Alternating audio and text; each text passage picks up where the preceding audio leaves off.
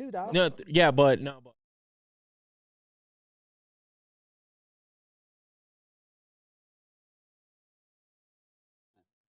What do you say when the seller asks? I'll put 2. But yeah, if it's a house that it's gonna need some a little bit, it's gonna need a little bit more selling. Yeah, we'll wait it to the other side. I thought I was gonna pull that off for my place in San Diego. You know the crazy part is, dude, three and a as half, soon as 1.5. you put it up, at the top. I get a client that's proof for that. It's coming back. Okay. No way. Oh, and Yes, Alexis, yes, you yes. might have Are to you go fucking in there and tell serious? them that we're Yeah, gonna go be show it. live on I YouTube. swear to God, go show Like, it. tell them because people are pulling it canceling into the today. clubhouse right now. Send me the pictures. Yeah. Which one? Oh, they can hear me. So does it have a backyard? Does it Put have a one nice in the chat if backyard? you guys can hear me on Clubhouse right now. Yeah, it's got one. Put a 1 in the chat if you guys can hear me on Let Clubhouse me see right it. now. Let me see it. It's got Put a 1 in the chat if you guys could hear me on Clubhouse. 5606 McHugh Street in San Diego. It's in Encanto, Emerald Hills. Let me see it, dude. Cause 20 minutes from MCRD, like 15 minutes from 32nd Street. how much is it? 780. Oh, dude, that's Yeah, perfect. put the YouTube channel up there. That way I'll they send can it click right the to you. I'll link. send it back That's to you right now. perfect. You know, or type it in there. Alexis, go in there and They get just- modded they have up. to take the soul. 5606. Are you? Do you have people too? You. I might, but I mean, like, I mean, it's just, I have one that's literally active looking in that area. What's going on, ladies and gentlemen? solar, and there's like 20 on solar. That's fine. Yeah. Okay, just so you know. And my people is pre-approved with 1.3. Okay, yeah. It's are they military? Yeah. Yeah, it is. Perfect for military. It's like 20 minutes. Is it remodeled? Yeah, all remodeled. Solar, brand new AC, everything. I'm Is telling that you, what it man. sounds like, Alexis? Are we live? Is that live? It's just here. Yeah, it's just here. Okay, ladies and gentlemen, we're live on the ones and twos. Click put the YouTube link at the top. Put it in the chat. Click the YouTube link. Ladies and gentlemen, welcome to the Winning Real Estate Show. I am your host. What's up, Lady O? Hey, we're doing something different today. Lady O, can you hear me? Put a 1 in the chat if you guys could hear me. Click the YouTube link at the top. Put it in the chat. Alexis, tell them to click the YouTube link. No, tell them you go on, unmute your mic and tell them to click the link. Just say, hey, Anthony's going live on YouTube. You guys should come in. Okay. Lady O, you can hear me? Put a 1 in the chat if you guys could hear me. Lima Charlie. Great. Okay. Magnificent.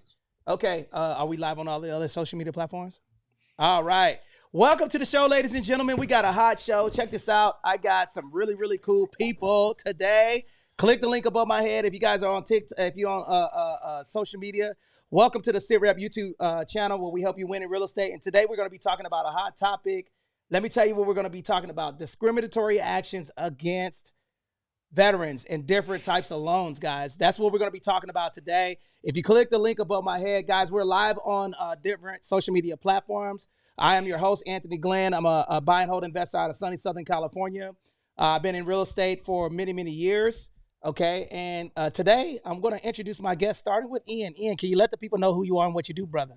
Hey, good morning. Are we still morning? Was it good afternoon? Good afternoon, man. No, we are Take good. too We many are that already. late. He already messed up from the tasty beverages. What's going on, dog? He's like, I want to tell you, man. Good afternoon.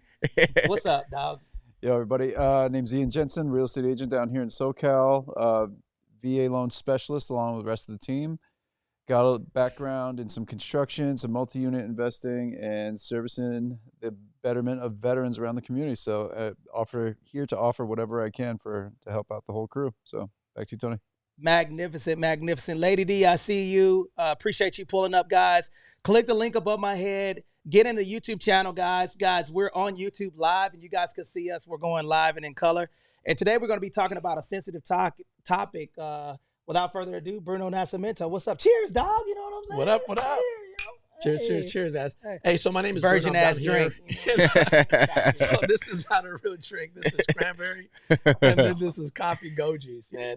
We're gonna turn this around so we can brand this thing right here. It's the Liberty Group. You know what I'm saying? Hey, nah, man. My name is Bruno. For those of you that I haven't met or you don't know me, I'm a real estate investor, an educator. We got the cameraman walking in front of the camera, making sure that the focus is good. Part of the Veteran Homeowners Club. It's our nonprofit that focuses on teaching people about what it is that we do, right? So we started with initially focusing on the service member, and this thing has definitely grown, man, from us focusing on that to now we're just, boosted into this whole winter real estate movement that just helps everybody, man. Everybody. If you're looking at real estate and you want to grow, you want to get into the entrepreneurship space, that is our baby and what it is that we do, man. But let's get it, man. I'm excited to see what we're going to talk about today. Outstanding. And then I got my brother Albert, man. Albert, can you let the people know who you are and what you do? Yes, sir. Good afternoon, everyone. My name is Albert Ramos. I am a real estate professional here in sunny San Diego, California. I am also a professional coffee connoisseur. This coffee, though, is the wrong color, but that's okay, okay? And essentially what I do is I educate and I teach our service members, men and women, how to win in real estate and how to utilize their VA home loan in order for them to succeed in real estate and start gaining some generational wealth. That is essentially what I do. And I know we're going to be touching up on very touchy subjects, but I think it's a very important subject that we need to touch on because of how much misinformation there is out there, Tony. So yeah, I'm really looking forward to this conversation. Hey guys, and if you guys are just coming in Clubhouse, click the link above my head. Get into the YouTube channel. You guys, we're live on YouTube, and this is a live podcast. It's unfiltered. And today's topic. Oh, and you also have a podcast. I want to highlight that as well. A to B podcast, dope ass podcast. Okay, can you tell them how to find that as well? Yeah, of course. A to B podcast on YouTube. And essentially, what we do is we bring a realistic view to the Marine Corps.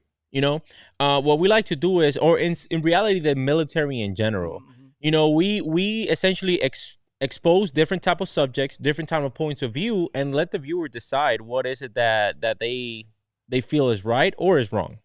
So that's what we do in the A to B podcast. Shout out to my brother Barry Bull. Shout out to Barry. Yeah, he is my co-host for the podcast, and yeah, we had a lot of good things going. Also, I'm gonna be breaking it down. I haven't even said this. I know you know about it, Tony, but I haven't said this publicly. We also have the Mil Talk Expo that's coming up. We're gonna bring all the top military influencers across the United States, and we're bringing them to California so that way they can meet all of you guys, all of the followers. We're bringing your favorite top military influencer to sunny Southern California, so stay tuned for more information on that. Oh, that's dope. And I'm super excited to talk about this. Put a 1 in the chat if you guys are if you're a real estate investor, a realtor, or you're seeking to buy a piece of real estate, or you're a veteran. Now, the reason why I'm asking you guys, and we're going to talk about this, I see some ones in the chat. Shout out to you guys. Here's the deal, guys. Listen, real estate professionals, stop discriminating against people with FHA loans and VA loans. I'm going to talk about this, and I'm going to share a scenario that I just went through. Bruno was actually in my house, and we were talking to an agent. And let me tell you straight up, dude. Okay, so there I was with a real estate professional, and what was going on is that I called the real estate professional. I submitted an offer with a combat disabled veteran. His name is Botello. Okay, that's my brother. He has plenty of money. He has really good credit. We submitted an offer on the property, and you know what the agent told me? The real estate agent told me that, oh, I let my clients know that VA loans, I had a bad experience with them. Off top, that's wrong. Yeah. You cannot do that. Yeah. Right? So I want to get into it. I want to talk about the experiences of some of these things. And we're going to specifically talk about some of the misconceptions about accepting VA home loan benefits offers. And we're also going to just pass the mic around and share some of the experiences that have been going on with people. Oh, okay. My mic guy told me I need to put the microphone closer to my mouth. Guys, stop doing that, guys. Listen, the VA home loan benefit is one of the best loans that you guys could do. And we're just going to jump right into it. So let me share this story, and then we're going to open up the mic with other experiences. Okay, so why do you guys think, I'm going to go from left to right, okay? Ian, can you tell me why you believe that people discriminate against veterans in the VA loan? What do you think the number one factor is? I would say ignorance in the product. So they know that FHA and VA loans are backed by the federal government, right? Mm-hmm. It's a federally subsidized loan, right? So the federal government's going to back you up in case you default on that loan, which is why the bank is giving out money at such a low rate. So to hedge their bets, the bank has different rules and regulations involved to ensure that the property is not being purchased at a value that's higher than it's worth. right? The bank doesn't want to be exposed to extra risk. So to mitigate that, the bank has rules in place that make sure that it has appraisal contingencies, and it has a certain minimum inspections that the property needs to meet. So with those minimum hurdles that property needs to meet, sometimes these listing agents think that those minimum standards are going to make it more difficult for their seller to sell their house. I got you. I'm with you on that. And guys, if you guys are on Clubhouse, okay, make sure you guys, I can see you guys talking. If you guys want to raise your hand and get on stage, man, we're talking about this stuff. D-Love, I see you just pulled up. Shout out to D-Love. Shout out to Samantha that's on stage right now. Guys, we want to talk about this. So you can, if you guys have a question or a comment that you would like to ask, unmute your mic and go ahead and introduce yourself. And guys, listen, the reason why we're talking about this stuff is because it's a problem. It's a straight up problem. I'm going to tell you why I feel like it, and then I'm going to pass it to Bruno, okay? I personally feel that agents are discriminatory against VA loans and FHA loans because you don't have to put the 20% down. Straight up. I think that's one of the reasons. They feel like the VA loan, to put that, because it's 100% financing, and then you don't have to put a big down payment. Guys, listen, a down payment and an earnest money deposit is completely different, guys. You cannot keep the earnest money deposit anyway, okay, without a lawsuit. Now, I know some states are out there that require some money that is at risk, but we got to stop doing this, and we got to address this problem. Over to you, Bruno. What do you think? I mean, why do you think that people are discriminatory against VA loans and FHA loans? It's because they just don't know, right? So you have knowledge that's missing. So it's the fact that we fear what we don't understand, right? And the problem is that we're supposed to be advocating for homeowners, right? So, and let's take a pause for a second, right? And let's pretend, right, that we're gonna say this thing out loud, and then we say, hey, a veteran serves this country, so we are going to give back to them by allowing them to buy property with zero money down, right? Because it's a benefit, right? When was the last time that there was a benefit that didn't actually do something good for the person that it's benefiting, right? Now imagine we go and we say, hey, Albert, the veteran over here, you have a benefit. And then people hold that benefit against you. How crazy does that even sound, right? If people hold it the way that they do, then it wouldn't be a benefit. It's a benefit because the veteran sacrificed, served this country, right? Gave back to the nation. So they should be able to achieve home ownership without, going through the same hardship that somebody else would need to go to by having to save, the required 3.5% for FHA or 5% for conventional, right? But it's really what it is, Tony. I think it's the fact that people don't understand it, so they think that it's an inferior product out there. Yep. And because they don't understand it, these are the people that are in charge of educating other people. So imagine like a math teacher that doesn't understand basic arithmetic teaching math. That's what it is, and that's what creates a problem, man. And I kind of think, and the reason why, and the reason why I feel like people are doing this, guys, agents, this is the whole reason why we're in a lawsuit right now. This is why there's a $5 billion lawsuit against realtors, because you guys are already typecasting veterans into having a bad loan product, and it's not right. Put a 1 in the chat right now if you have heard that the VA loan is a bad product. I want to see who's in the space, and I see some people that are in the space, guys.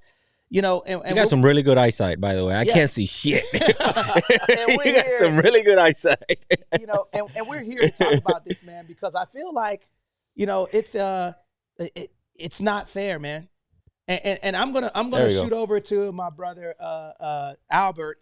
Albert, can you share an experience that you have had with somebody that you had to explain that the VA loan is not a bad product? 100%. Very recently, in one of my very recent deals that I've had to do, I had to explain this to them. And essentially what the agent and what most agents say is, or your client doesn't have enough skin in the game.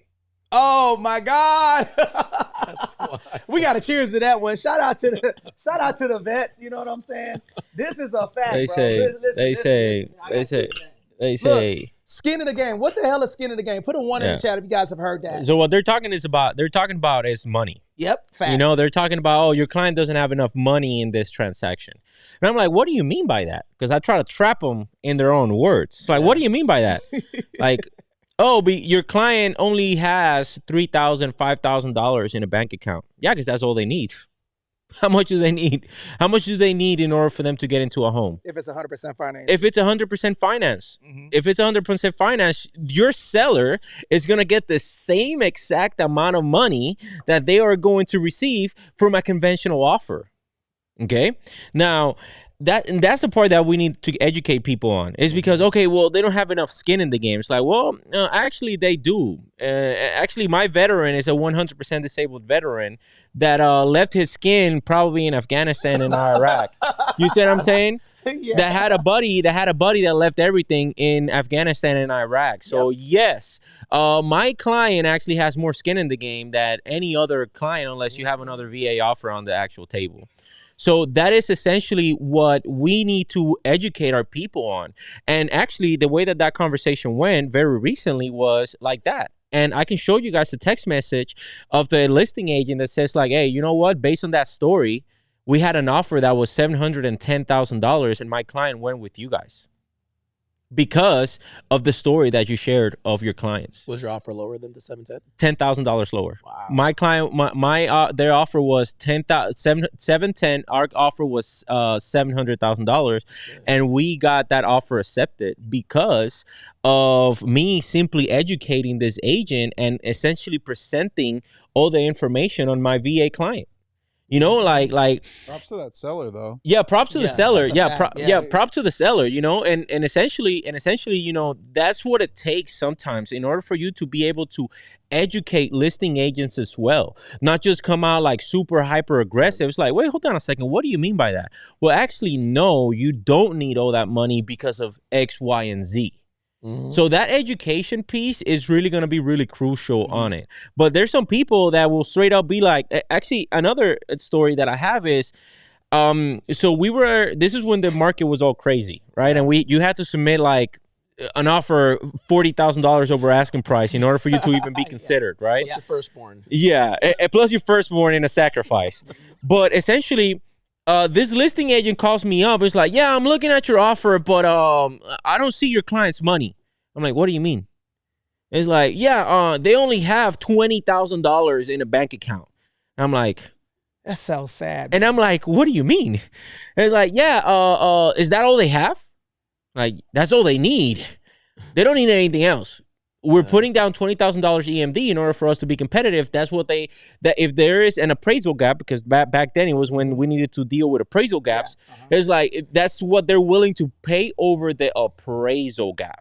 Wow. So that's all that you guys really need to see. And it's like, oh, well, okay, well, yeah, I'm not going to advise my seller to take this offer. That is wild, dude. You cannot do that. That is illegal. This happens, guys. Listen to me right now. Listen. Stop doing that bull crap. And we're doing this today, guys, because we want to bring awareness to this type of stuff, because real estate agents are influencing. Listen, your responsibility is not up to you. You present all offers on the table. You're not supposed to influence these buyers or sellers to in one direction or not. And we gotta stop this nonsense, because I want to talk about a couple of facts about the VA loan. And then I'm going to pass the mic. It's going to be popcorn styles, guys. Welcome to the Winning Real Estate Show. I'm your host, Anthony Glenn, buy and hold investor out of sunny Southern California. And I have a shout out to Ian Jensen, Bruno Nascimento, and Albert Ramos. Listen, guys, we're straight up talking to you guys about facts, about stuff that you guys need to know about the VA home loan benefit to change the narrative. And we are on the mission to reach 21 million veterans for that. So put a fire emoji in the chat if you guys support veterans, because let's go over the facts. Number one, I'm going to start. The VA loan is 100% financing, number one. And then number two, there's no minimum credit score for the VA home loan benefit. Over to you, Ian. What's next? Oh, no. Yo, Ian, he hasn't even taken a sip, and he's already daydreaming. VA loan fact. Give us a VA loan fact, dog. A chicken nugget. You can never be overinvested into the home. Okay. The home has to appraise at the market value of your offer. Okay, that's a good one. That's a good one. So go a little bit more deep in that so people understand that don't know about the VA loan. Okay, so if I wrote an offer on a house, say it was listed for $500,000, I wrote an offer. It was a perfect house. I wanted it, and I wrote an offer for $530,000. But the appraisal after it came back only came up to $510,000. So the bank is only going to give up to $510,000, period, because they don't want to be overinvested into an asset like I was talking about earlier. So how they manage that, if you still really want that home, you still can get it, right? You just have to come out of pocket the gap. But you will never be in debt on the property with the bank higher than the amount that it's worth. That's a good one. That's good. Now, let me ask another question for you for that. What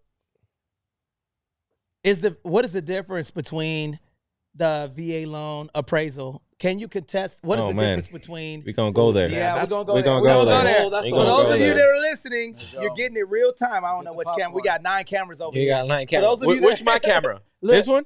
Yeah. That one? I don't know Okay. which one. Yo, that one's yours. Okay. It's the Sony one. Okay. So for those of you that are listening, listen to what we're about to say. The only difference between a appraiser that is FHA or conventional is nothing. That person is going to give the value of the property for the comparable analysis. Now, there is one fundamental difference about the VA home loan benefit is that, guess what? We can contest the appraisal. Mm-hmm. Can you talk about that, Ian? Yeah, I just dealt with this. Okay, so whenever you have an appraisal that's low and it screws up your whole deal, right? So sometimes what people do is they get closing costs written into their contract, right? So if I say Albert's a listing agent, house is listed at $500,000, I'm going to offer him $510,000, hopefully, and then I'll ask for a $10,000 concession. So if the appraisal comes back at only $500,000, that blows up the whole deal because that loss in value is enough to push the seller over the edge where they're like, no, I don't want to do this. I want to put it back on the market, or I just can't go forward with that. I don't make enough money to make it work, right? So what you can do if the market data supports your claim, so if you look at it and you're like, this is nonsense, I 100% disagree with this, you can, long story short, dial up the appraiser and you can resubmit a reconsideration of value. Yep. So you give market data, you're saying X, Y, and Z property have all sold for these amounts, and this average is higher than what you're saying it is. I think that you missed a detail on your report. Basically, you're calling bullshit. And then therefore, they reconsider it. And if they still reconsider it, there's still one more time you can resubmit if you really want to. But then at a certain point, once enough eyes have looked at it, they give the final reconsideration of value. Bingo, bingo, bingo. And that's what I'm talking about. Ladies and gentlemen, thank you for joining the Winning Real Estate show with the SITREP podcast, where we help you win in real estate. I'm your host, Anthony Glenn. For those of you that are in Clubhouse, guys, click the link above my head. Click on the link. Give us some love on YouTube. You guys will see us live and in color. We're talking about the discriminatory acts against veterans and FHA loans. We're starting with the VA loan, and we're going to go to the FHA loan, okay? But guys, listen to me, man. I see some questions in the chat. I'm going to answer them. Do you have to pay for a home inspection when purchasing a property? Absolutely. Okay, home inspection. I'm going to yield the mic to Bruno Nascimento. Bruno, why is it important for a home inspection, and what do they cover? Yeah, so I mean, ultimately, what you're doing is you are protecting your investment, right? So you're trying to ensure that you are not purchasing a lemon, right? So the home inspector is going to go through, is going to check some of the basic things: plumbing, heating, electrical, foundation, roof, air, like the air conditioning, stuff like that. To the things that are typically going to cost the most amount of money to fix and repair. So they're checking out that stuff, and then that's also going to give you some room for you to be able to negotiate the concessions that we're talking about, leverage the findings of the home inspection to get more seller credit, so you can either make the repairs or you can lessen the barrier of entry for that veteran, right? So we already said it before, it's zero money down, right? But we have closing costs. So a way for you to kind of diminish how much it is that the veteran's going to bring to the table, you just try to get some seller credit so you can leverage the home inspection for that. But there's absolute value in getting the home inspection, right? And it's typically an out-of-pocket expense, meaning that majority of home inspectors are going to want to get paid for the service that they render to you, right? But that is not always the way, right? So we had our brother Kyler, right, that ran a home inspection company out here in Southern California, and what he would do, right, especially for the veterans that don't have as much cash up front, is he would just work that out into the deal to where at the end of the transaction, the escrow company would be issuing a check out. So he was willing to render the services up front and then get paid for it afterwards, so that veteran, especially if they're getting the seller credits, they're not having to come out of pocket. You know, man. But I had something to add to what Ian said earlier. Sure, about go ahead. about And the then I have a appraisal. question for you, Al. Yeah. So what Ian was talking about, right? And I want to be clear so everyone understands, right? Because the idea is for everyone that's tapping into us from all the different platforms is that you take away some nuggets today that will make it easier for you to understand how this works, so you can never turn around and continue, this misinformation campaign, right? So Ian was talking about a way for us to challenge the appraisal, right? So you can do that, FHA, conventional, right? The reconsideration of value is what we can do for any appraisal. But this is where like the kicker and why the VA is better is because before you submit the reconsideration of value, right? There's a thing that's called the Tidewater Secular, right? So that Tidewater, right, is essentially when, let's say Albert is the one that is representing the buyer, I am the listing agent, right? And then Tony is the appraiser. Tony goes through, right? He is doing the same, hear me out. Tony is appraising and he's looking at the comparables, right? So the homes that I've sold are similar like properties. He's going to look at those in the same exact way that an appraiser is doing when they are working for a conventional loan. So hopefully we got that, right? It's the same thing, except that now if Tony goes in the same example that he used, right? He went, he submitted the offer, it was at 510. So the contract price is $510,000. Tony looks at the comparables and he's like, you know what? Hey, I don't really think I can justify a $510,000 purchase price. So before Tony writes up that report and sends it up, right? He's going to invoke Tidewater, meaning that he's going to call me, the listing agent, and say, hey, Bruno, I'm running my comps over here, and can you submit to me what you have, right, to support that $510,000 purchase price? So now me, the listing agent, and Albert, the buyer's agent, we're gonna go, and this is why real estate isn't a one versus the other, right? So when Albert and I go into a deal where he's representing a buyer and I'm representing the seller, it's a teamwork effort. Yep. Right? Albert and I are going to come together and say, hey, look, man, the appraiser has evoked Tidewater. I'm pulling some comps, he's pulling comps, and now we're going to compare it. And then we are going to submit that to Tony, the appraiser, to say, hey, look, these are the things, or these are the reports that we found, and this is why we think that it's worth 510 or above. And by the way, in case you missed it when you're doing the appraisal, here's a list of all the upgrades that the seller made that you might have missed because you just don't know. That's a big one, yeah. Yeah. And the reason why I think this is good is because there's a lot of people who don't even go that far, man. They do not, like, for some reason, I don't know what it is. As soon as they see VA loan, it's like, oh my God, the VA loan it's the worst loan out there. But guys, you could be a mouth breather and get a VA loan through.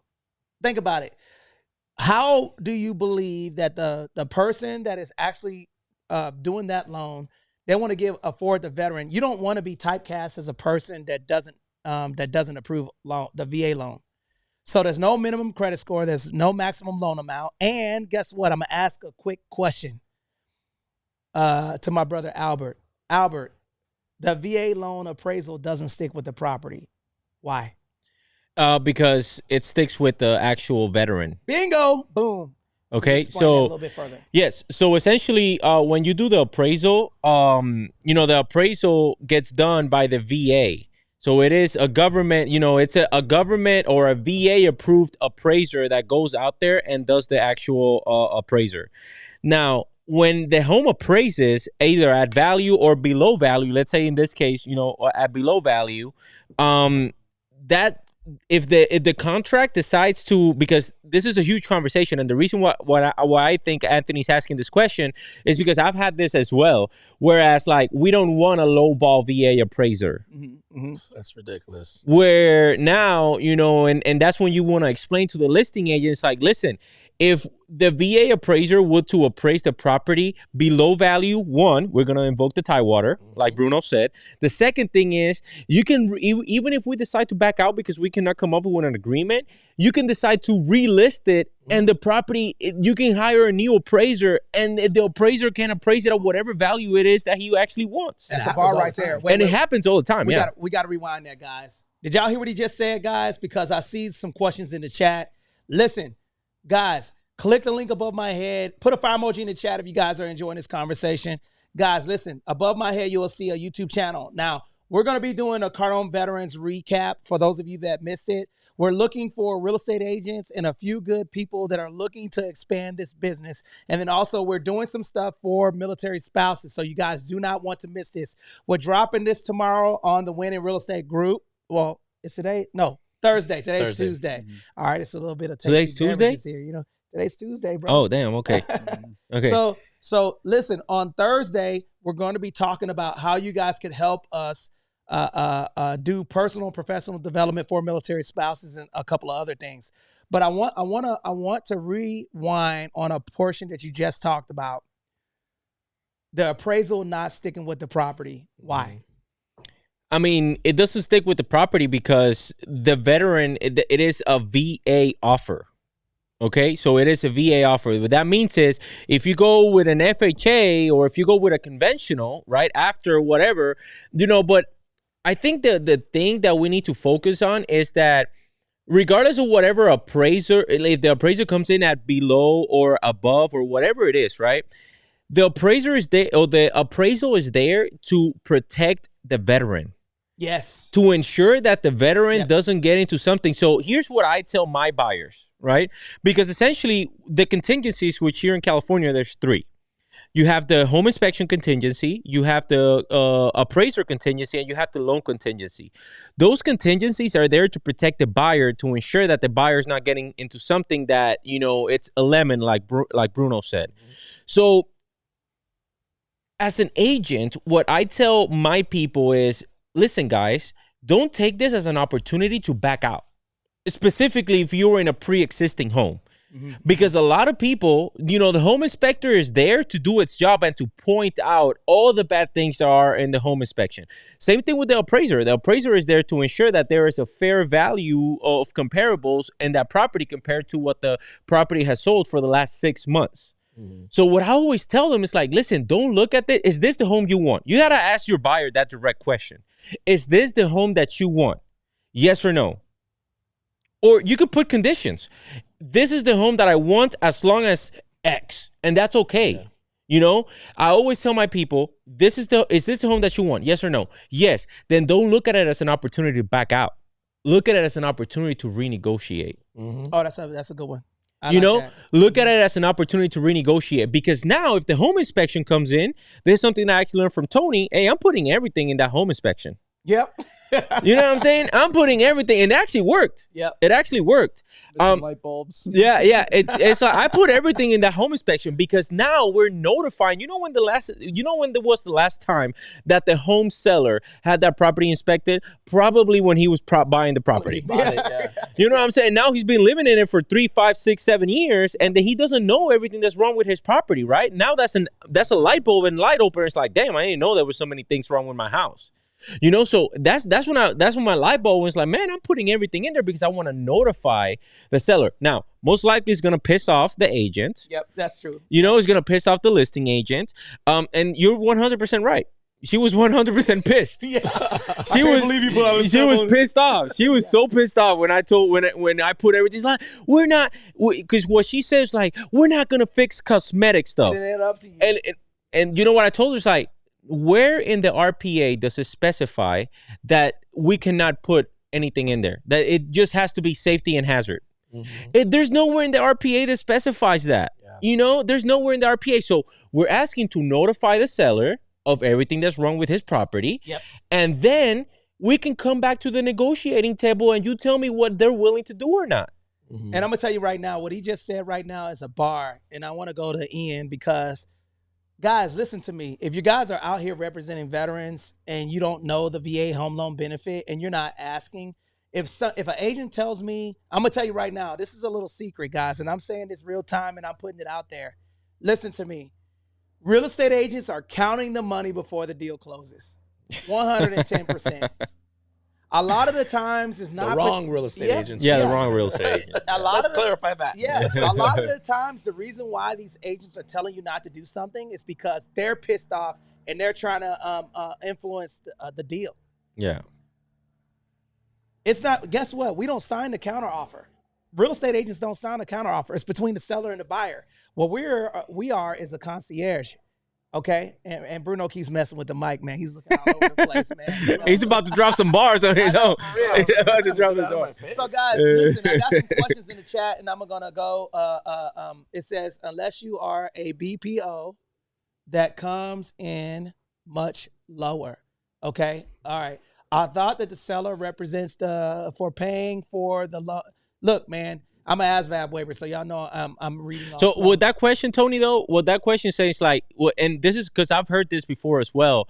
Another misconception of why listing agents don't accept VA offers is because they think that the seller has to incur in more charges whenever it comes to closing costs, i.e., what they're saying in the chat, which is the home inspection. And that is 100% cap. That is 100% not true, okay? The same closing costs that the seller is going to incur is whatever type of closing costs they're going to incur, regardless of the type of offer that they accept. You know, now what they mean is whenever you have agents like us, and guys, like people like Ian, you know, Anthony and Bruno are very aggressive in the offers that we write. And the reason for it is because we're truly looking out for our buyers. Yep. Meaning that we don't depend on the deal closing in order for us to feed our family for that month. It takes a lot. Retired Marine. It takes a lot longer to get a deal when you're wrestling for closing costs. That's correct. Exactly. You know, like retired Marine, disability Marine. I get 100% disability. That means is I get paid every first of the month, regardless if the deal closes or not. I'm smart enough in order for me to live within my means. So everything that comes from real estate for me is extra. Exactly. You know what I'm saying? Same thing for all of us in this table. You see what I'm saying? So we're not like that slimy, like real estate agent, like Tony is talking about, that, you know, wants the deal to go through regardless of. We're here to look after the best interest of our people, because we know, and this is what I tell people. I don't know, and it's like, listen, and let me know if I'm going too long. But listen, I'll definitely let you know. Okay, it's like what I tell my people is like, listen, I'm not here to sell you one home. Yeah. Because you're in the military or you have veteran friends. I want to sell them homes too. I want to educate them on their benefits. You know, and if I do a bad job with you, do you think you're going to recommend me as a real estate professional? That's the part right you're there. 100% not. So the better job, I'm incentivized to do a good job, because the best job that I do, the more likely you are to recommend me to a real estate professional. Absolutely. And I think that's the difference right there, because you brought up a really good fact, man. Listen. People over profit, man. This is what we're trying to do, guys. And listen, I'm gonna tell you right now, the Liberty Group, Cardone Veterans Group, Veteran Homeowners Club, A to B Podcast, SITREP Podcast, guys, listen to me.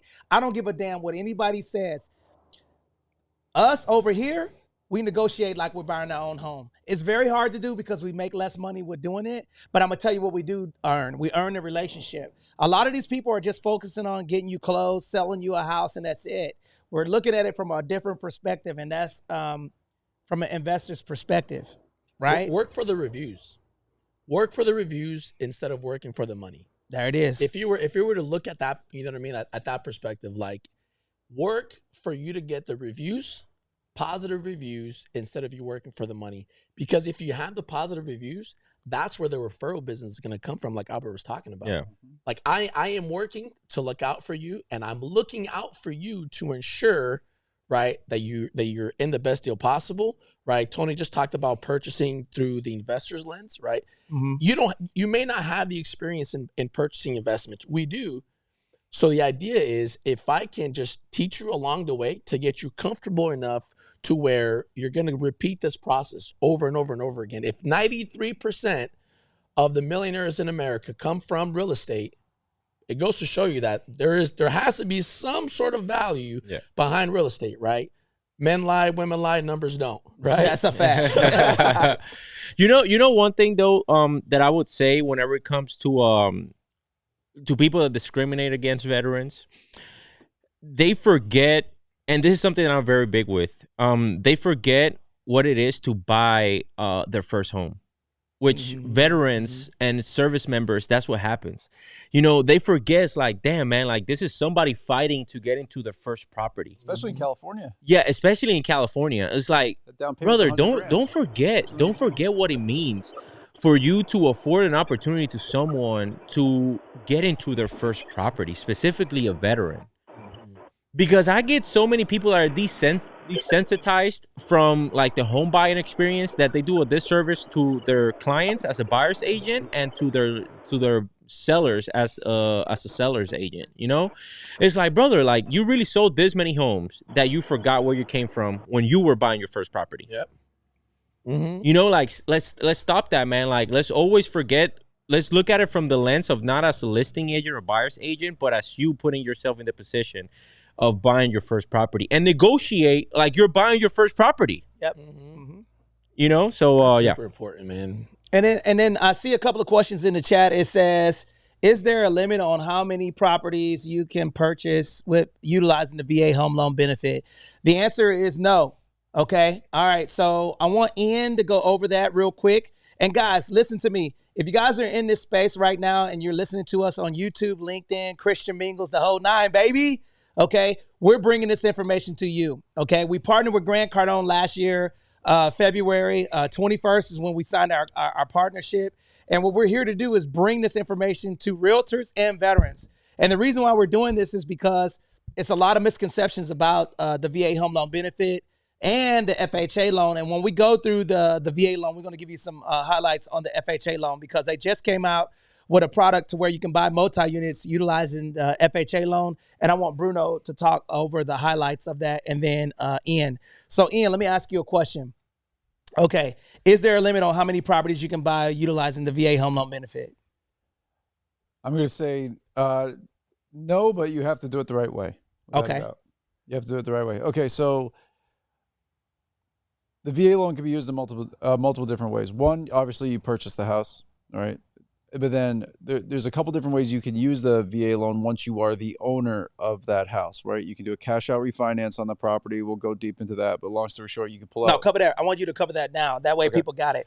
All right. So if you can buy a house at 100% loan to value, all right, not put $1 down.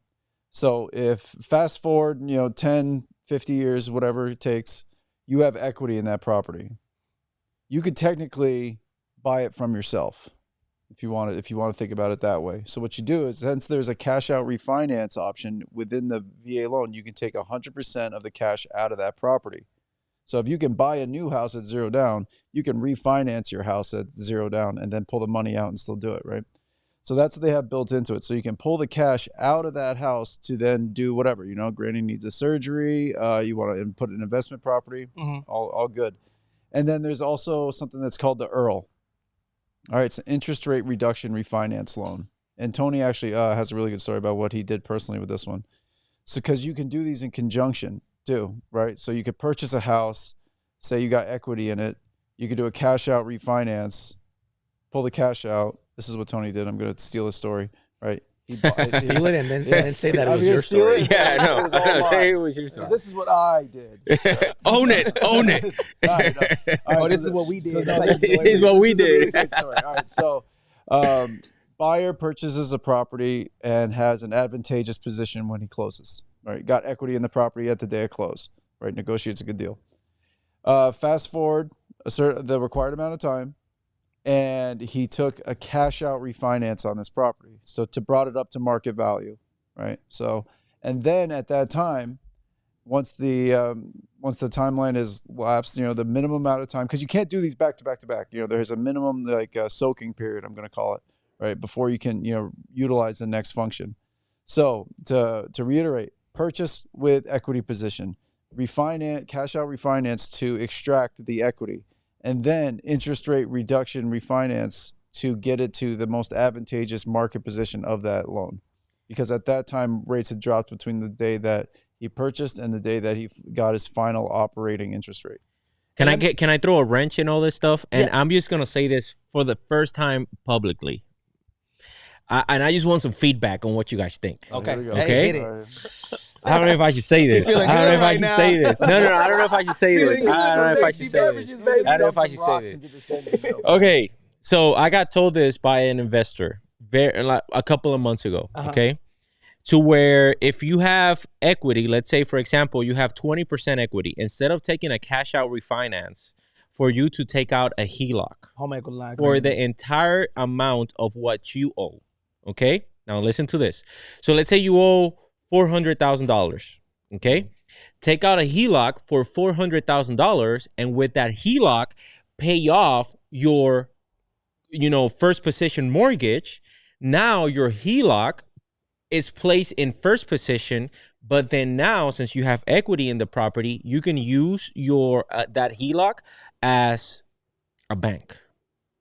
Okay. Mm. That's good. So let's I've depack that. I've heard about that too, but Let's depack that, because I don't know how you guys feel about that. I heard about it. I've never actually recommended, because I don't know. I've heard too, because I've heard people taking out a HELOC, living off the HELOC, and then using their salary to pay down the mortgage of their home. let me tell you. Okay, so let's talk. That's the bigger amount. They're prepaying interest, which is they're getting. Okay, so this is another topic too that we talk about too, about getting a. And who's Don Daniels? He talked about this, about if you put money onto the principal of your house, he has a way of configuring it in a way where it shows the rate of return on your money. Let's That's go a over really the good HELOC first, calculation, okay? Because yeah. I don't want to throw too many things at you guys. So we're gonna speak. Put a 1 in the chat if you guys want us to break this down all the way, so Yeah. you guys could understand this terminology. Yeah. Okay, please. so the first thing that Albert talked about is a home equity line of credit. Essentially, what it is okay. So equity is what you purchased the property for, okay, and then what you owe, and then what your property is worth. And that's like the bank, okay. So imagine that you bought a property for $500,000. You owe $400,000. Okay, and then your property is worth $600,000. So that $200,000 is equity. Okay, and essentially what you can do is you can extract that equity with a home equity line of credit. Okay, and utilize that to do multiple things. Let me tell you my opinion on that. Okay,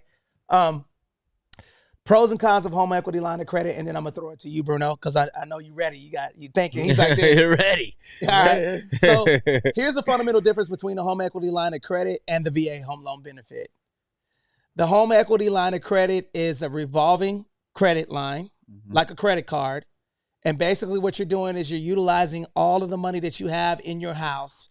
And you can either do a fixed home equity line of credit or a revolving home equity line of credit. Means that whatever your interest rate is, it could be at 6%. That means that it's fixed at 6%.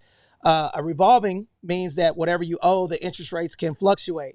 The pros and cons to that is that if you had to dump the property, right, and you use all of your equity, then you're upside down. Okay, so you can get in a big bind with the home equity line of credit. Another negative with the home equity line of credit is typically the VA home loan benefit is the lowest interest rates out there. FHA conventional home equity line of credit typically has higher interest rates versus the home equity line of credit. Home equity line of credit typically carries a higher interest rate. But the catalyst to that is that we have an opportunity to show you how to avoid paying interest. And that's what you were talking about. There's a fundamental way that I don't have enough time to break it down. But guys, if you guys want to know how you can avoid paying interest on your property, there's a certain way that you guys could do it. And we will teach you guys how to do that. And that is why I have Ian, Albert, and Bruno here, because we're teaching you guys how to become a real estate investor versus a home buyer. And it requires strategy, a strategery. That's what my homeboy good old Bush said, strategery, which is not a word. All right. So over to my man Bruno. What do you think about that scenario? Yeah, man, so for HELOCs, it's pros and cons, right? So for me, I'm a big believer that a HELOC only works if you have an exit strategy in mind, right? So it's one of those things where I would never advise anybody. But I mean, one, I wouldn't advise anybody, period, when it comes to money, because I'm not a financial advisor. But I would never really encourage anyone, to take a HELOC out without having an exit strategy. But now there are pros and cons. So once you understand the product, then you can line it up with your goals to see if it makes sense, right? For something like that, a pro to it is that typically a lot of HELOCs will have a period of time, right, that the payments are interest only payments, meaning that the amount of money that you're paying up front, right, could be lower. So can you tell us what that means? What is the difference between paying down principal and interest only? Yeah, so a standard mortgage, right, is typically broken down into 4 parts, right? PITI, principal, which is whatever it is that you owe, the balance on the money that you borrow. Interest is the rent that you're paying to the bank for having borrowed that money, right? Taxes, so it's the property taxes broken down, right, into 12 months. You're paying the taxes in advance. And then lastly, it's the homeowner's insurance, which ultimately protects the collateral for the bank, right? Because if you don't pay, they're going to come after the house. PITI is what you normally pay. So all that is what comprises the mortgage payment. But now when you have an interest-only payment, then you kind of take away some of those other factors that you would have to pay for a standard mortgage. And now you can pay less because now you're only required to pay the interest. But again, it only makes sense if you can align it with the goal that it is that you have, right? Now, a con is, like Tony mentioned, the interest rates, right? It can be higher. Can you find ones that have fixed rates? You can, but that's hard to do. Majority of HELOCs, from my experience, they're gonna come with adjustable rate mortgages, the ARMs, right? So one I was looking at was 12.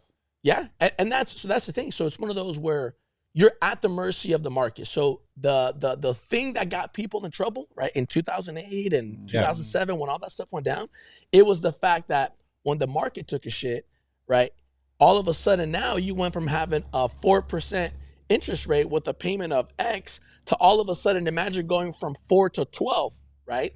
So now you're like, holy crap, crazy. Like I didn't get a pay raise that went from one number to, you know what I mean? Yeah. But then it's one of those where, you can potentially get yourself in trouble with that. But that's why you got to line yourself up, come up with a goal, have an exit strategy, and then backwards plan, which, I think for us as, being a Marine, where we kind of get, like institutionalized in thinking of backwards planning, where we say, okay, my goal is this. So now let's go back in time and say, okay, well, 90 days out from that, 120 days out from that, these are the things I'm going to do. But it needs to make sense, so I'll land there. I want to show you guys. Can we put a 1 in the chat if you guys want a real example of a 12% interest rate on a $200,000 HELOC? Oh, it's ugly. Because we're gonna do this real time so you guys can see it, and we're gonna show you the difference between us and everybody else, guys. Because if you guys are okay, so Brandon, I see a 1 in the chat. I see a 1 in the chat. A nice pie. I think that is what that is. Okay, I got them sniper eyes over here. Can you go back up so I can see? I know I can't see shit. Can you go back up so I can see? I see a couple of 1s in the chat. Let's see where we left. Is the buyer most settles in situations and say they knowledgeable about things? Okay, all right. We can hear you guys. Samantha, I hear you. Samantha, did you want to tell the people who you are and what you do? Shout out to Samantha. Shout out to Samantha. Samantha's on our team. Always showing up. We can hear you. Go ahead. Jump in. Samantha, you got to unmute your mic. We can't hear you.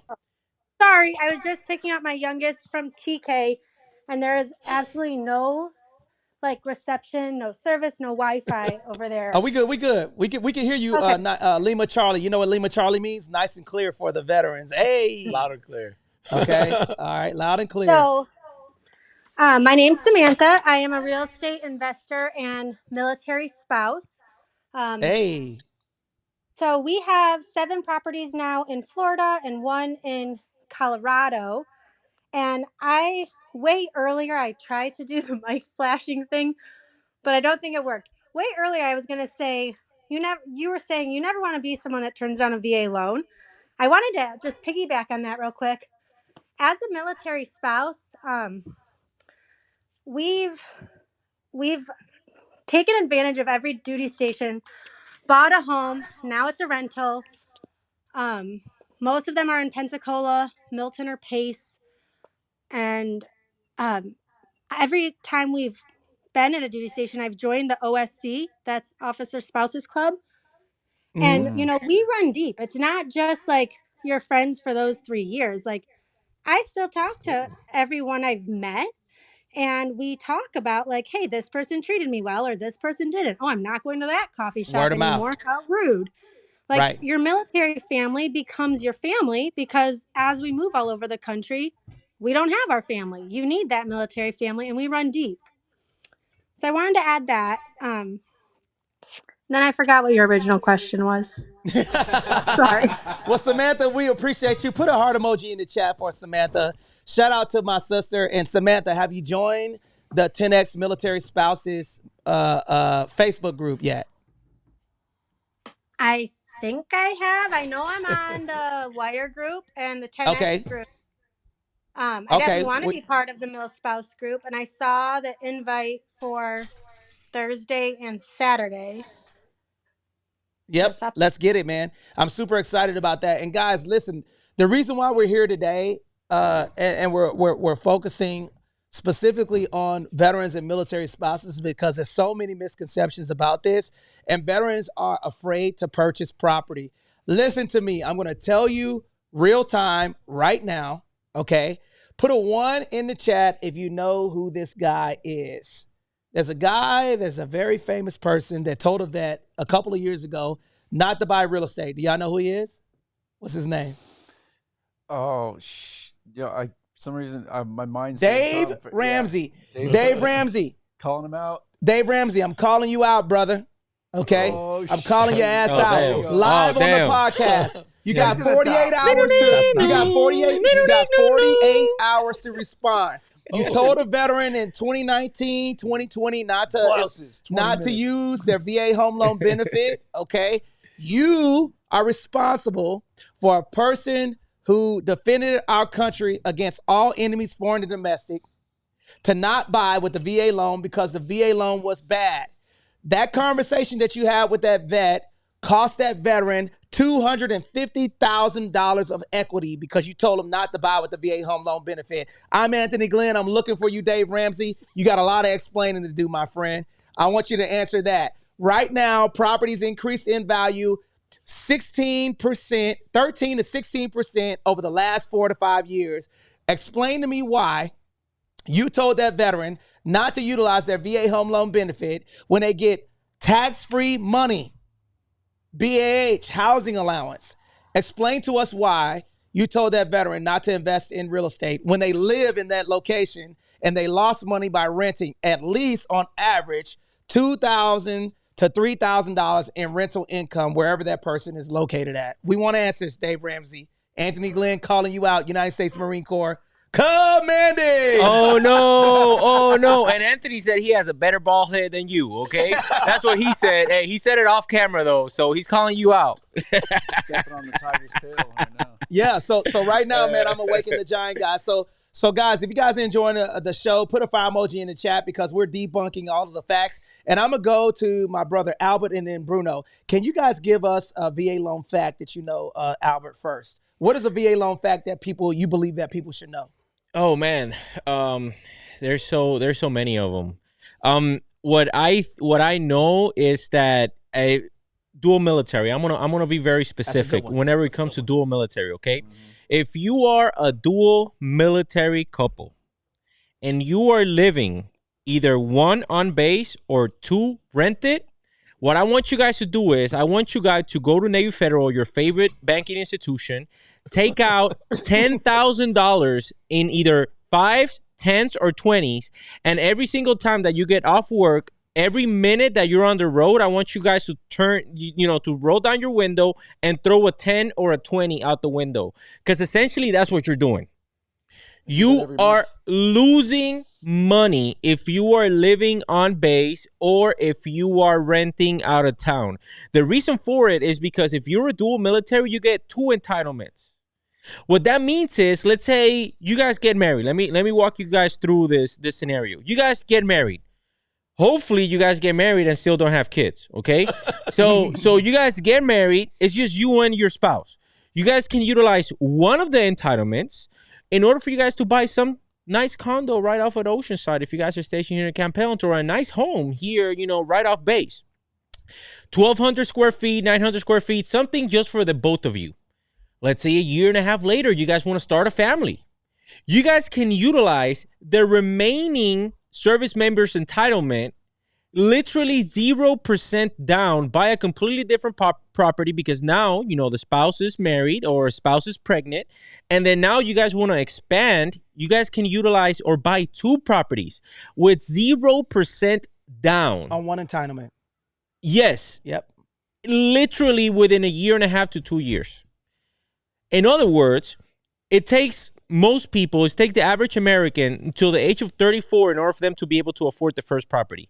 By the age of 22, which is the average age that the average service member is married, you guys, by the age of 24, you guys can essentially own 2 properties. That will put you ahead by what, 9, 10 years of the average American? Yep. So that is one fact that I know that doesn't get spoken about a lot. And then I'm going to wrap on this real quick, guys. Put a fire emoji in the chat if you guys are enjoying the show. Make sure you click the link above my head for those of you that are on Clubhouse. This is the Win in Real Estate show. Shout out to Ian Jensen, Bruno Nascimento, and my brother Albert.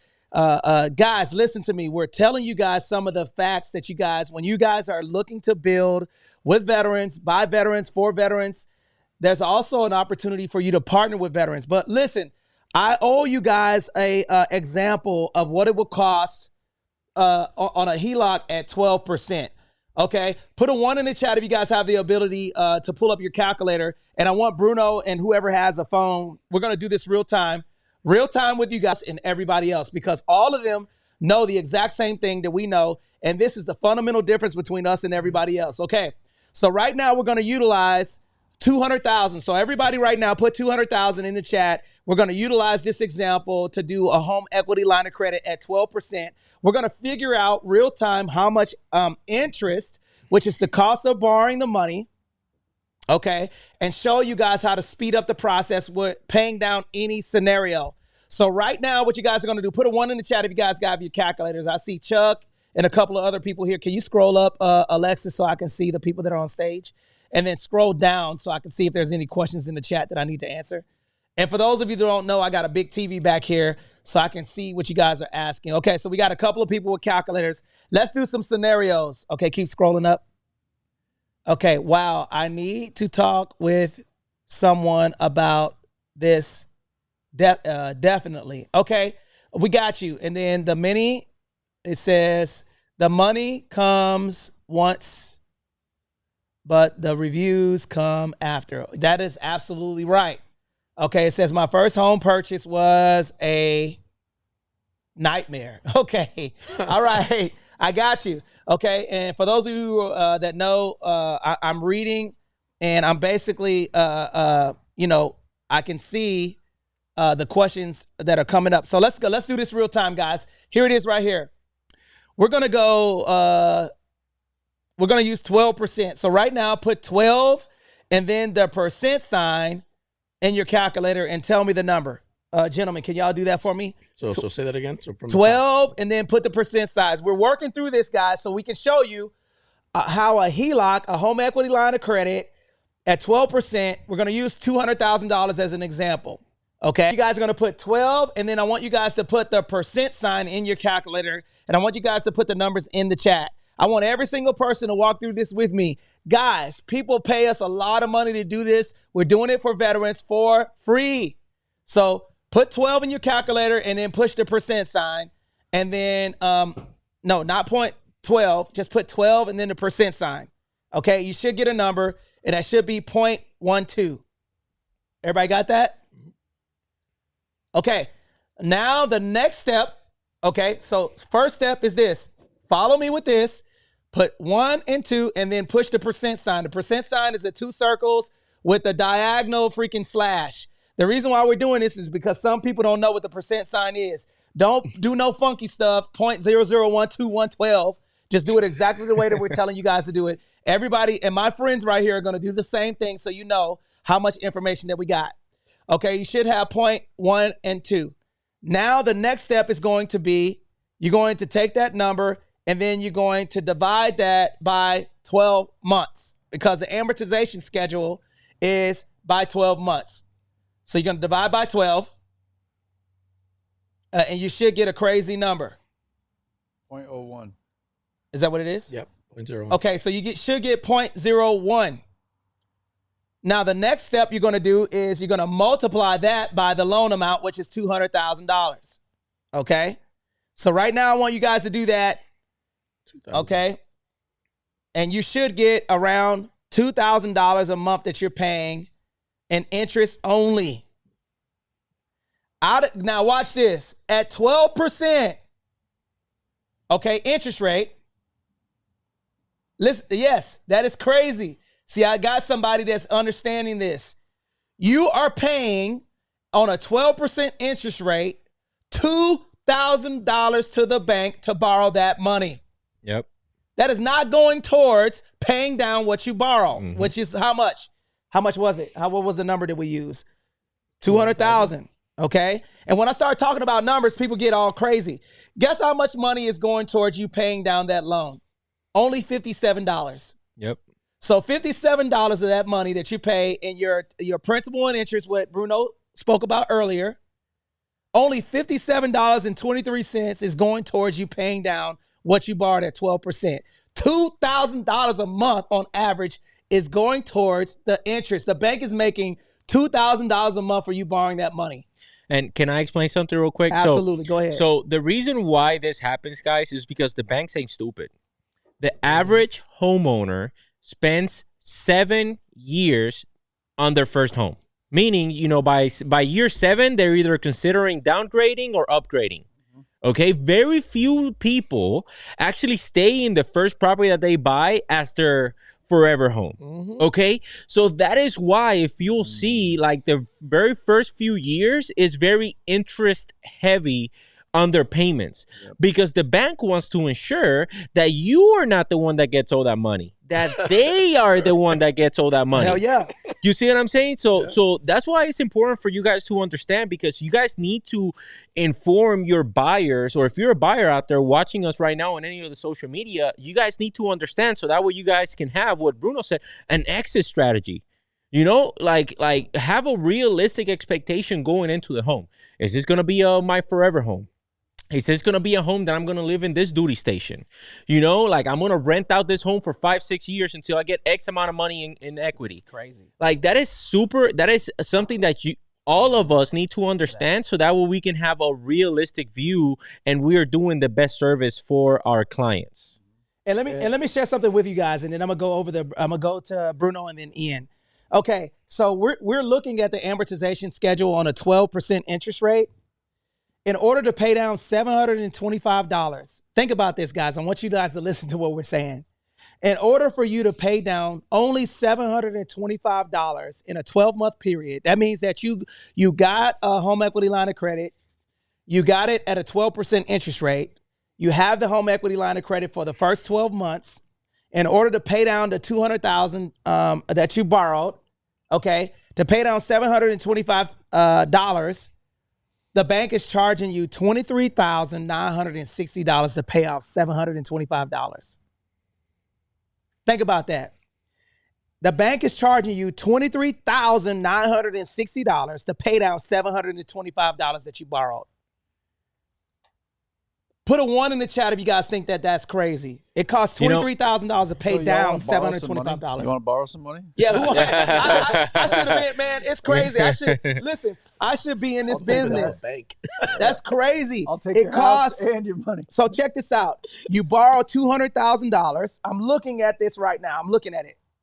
In order, okay, everybody, I'm gonna pass it to Bruno.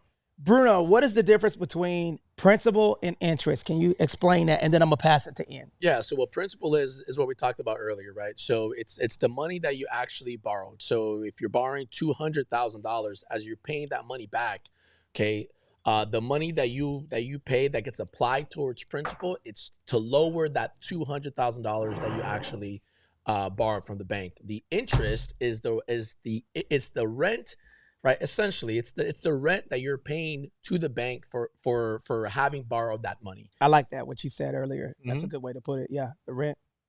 So that's really what it is. It's a difference. It's paying down what you owe, and then the other one is it's the thank you to the bank for borrowing that money. Yeah, I mean, it's ugly, but I mean, let's face it. I mean, they're taking a risk. You know, that's why exactly. A $23,000 risk? Yes, Yeah, man. That's bullshit. That's bullshit. It sucks, but you know what? That is 100% bullshit. But it is what happens. You know why it's bullshit though? I'm gonna tell you why it's bullshit. I'm gonna tell you, but you say that, you tell me, you say that, but you know why it's bullshit? And the reason for it is because you gotta think about how much does it cost. All of us got Navy Federal, right? How much does it cost? Does Navy Federal give you in order for you to have $5,000, $10,000, $100,000 in a savings account? 0.25%. When was the last time that you saw them charging 0.25% for them to give you a loan? And I'm gonna tell you something that you just brought up. Did you guys know that Navy Federal Credit Union, the reason why they encourage you to get open up accounts and have money in that is because they lend 80% of that. Yes, they keep that's 20%, my point. And listen. If I disappear, guys, y'all know that Navy Federal got me. They whacked me. All right. All banks. That's not just Navy Federal. Navy Federal Credit Union is utilizing the money that you put in the bank, and that's the reason why they have to give you that little dollar that they give you at the end of the year based off of how much money that you have in there. And that's the reason why it takes a couple of days to cash big checks, is because when you put money in the bank, guys, and you put that money in Navy Federal Credit Union, 20% of that money is usually you keep, and the other 80% they're lending to other people. That's what we almost had a crash, a banking crisis very recently within the last year. Yeah, the banks had for the Silicon Valley folks. It's because all the Silicon Valley folks went like, nope, I want my millions of dollars right now. And then the bank was like, oh shit, we ain't got it. We ain't got it. You know, but go ahead, Bruno. But I mean, it's what we were talking about earlier there. So what Ian mentioned, it's bullshit in the sense of like, it's bullshit because it just sucks, but it's a business, right? It's not charity. And the difference, man, between them, giving you like chump change for you for you leaving the money in the account is the fact that you need it, right? And so it's now. Exactly. It's not the fact that you need it. It's because you need it and you want it now. Yes. Right. So it's one of those where it's a risk because I mean, shit, like they don't know Ian from Adam. Yeah. Right. So it's like Ian is coming to me to borrow $500,000 and I've never met Ian. Right. So this is what I tell my buyers, right? When I'm trying to get them to understand the process and feel more comfortable about providing their documents. Yeah. So one of the heartaches or headaches that you have with purchasing a home is like, oh man, they're asking for all these documents. Brother, check this out. That guy that is signing off on your loan, that is essentially vouching for you and saying like, yep, you know what? Albert is good to go to get $500,000. That person will never meet Albert. He will never call you. He will never text you. He won't even email you. He'll email everybody else but you. Yeah. But he's going to vouch. That is true. Yeah. To then say, you know what? I've done my due diligence to make sure that the risk has been mitigated because I think that Albert is probably going to do the right thing and pay off his debt. And then when Albert doesn't, the first person that's going to get questioned is the guy who signed off and said Albert was good to go, but he doesn't know you. Yeah. So there is risk when you look at it, but it's the fact of, see a need, feel a need. And that's what the bank does. 100%. Now it's on you, and I'm pointing to every single camera, right? For us to figure out like, okay, well, that's the game. We got to play in it. And we got to win. But now, how do we find ways for us to get ahead? And this is what everyone is doing. So if you're tapping into what we're telling you now, you're learning ways for you to be able to game the game. Yeah, but here's the thing, though. You're right as a consumer. You're looking at it from a consumer standpoint. I'm looking at it as in like I'm also taking a gamble on that specific bank. Oh, absolutely. So because I'm giving them money in order for them to make more money. So how is it fair that you're only giving me 2.25% of whatever it is that you're making? No, it's all going towards your freaking executives that they're making hundreds of thousands, if not millions of dollars. That's where like my gripe comes into. I understand the consumer standpoint. I'm looking at it from like, damn, bro, like we're in business together. Like I'm trusting you to win my money in the bank. Like the least thing that you can fucking do is pay me some. I'm sorry, I didn't mean to. It's like, can we keep it real? Well, hold on real quick. Can we keep it real in here, guys? Can we keep it real? Put a 1 in the chat if we can keep it real in here, man, because I want you guys to understand, like, listen, this is years of experience. Right now, sitting at this table, Ian Jensen, 9 doors. Myself, been in real estate since 1998. Okay, Bruno Nascimento, a multiple property investor, and Albert, okay, real estate investor and real estate professional. Guys, this is what we're seeing. So the reason why we're having this roundtable and the reason why I picked my friends to be here with me today is because we're telling you guys stuff that this is the stuff that banks don't tell you. They don't give a crap about you at all. So you got to have strategic ways in order to invest. And that's going to lead to what we're going to talk about next. Real estate. That's what we're going to talk about next. Yeah. Is the word concessions. And then we're going to go to Bruno. Before we go though. So no, but you know what, man? To the point that you're making, man, because I want to stop dialogue, man. Like we need. We need to talk about this stuff. Yeah, we need to talk about this because look. So the reason why it's fair, man, right? So let's get this straight. It is unfair, and it's like it's crazy that they make the money that they make. Right. But the reason why it's fair, it's because you don't have to put your money there. Yep. It's a choice that you're making, which is in and they itself. all borrow their money from the same place. Yeah, but then that's the thing, but like what's even crazier, the fact that like, good luck trying to borrow money or do anything unless you have your money there, right? So it's like a catch-22, but it's the fact that money. it's the option that we have to put it there. Like, you don't have to. You can go put it in your mattress. But brother, look, check it out. So right now, right? We're gonna talk about this. We're gonna talk about this. We're about to argue over here. Talk about this. But I mean, so here's the thing, man. So look, so we have a client right now that's under contract, right? Yeah. They're not veterans. It's a family that comes from a place where, they don't trust the banks, and they're like, with good reason, as we've been talking about, right? Mm-hmm. So now for them to be able to buy a house. The loopholes that we had to go through, right? Because all the money, I mean, like these people have cash, like they keep cash in the house because the way in the mattress. Nah, dog. That sounds like right? That sounds like some cartel stuff right now. But it's the fact that like they just don't trust the bank, and it's how they were raised, right? So then like the loopholes that we had to go through to have them get money, deposit into a bank account, have it there for X amount of time to validate, explain for them to be able to get a loan. Season the money, essentially. To season the money, exactly. Yeah. And it sucks, man. And it's not fair, but so I think though what I'm trying to offer is the perspective of like, well, we don't have to put our money there. Not everyone has to operate the way that they want you to operate. Right now, what Tony is dropping, he's talking about some hacks for us to ultimately game the game. Yeah. Right? Yeah. But here's my counter argument to that, right? And the thing that I argue about that is you as Bruno Nascimento, right? You go out there and you try to take a personal loan out for, I don't know, $50,000. I don't know, for whatever it is. Now you, as Making Homeowners LLC, brand new company, try to go out there and take a loan out for $5-10 grand. What are they going to tell you? Oh, they're going to tell me that I don't have the business. They're going to tell you no. They're going to straight up tell you no. So it's because one, the banks are not there to make you succeed. You know what I'm saying? Or to put you in a position to succeed.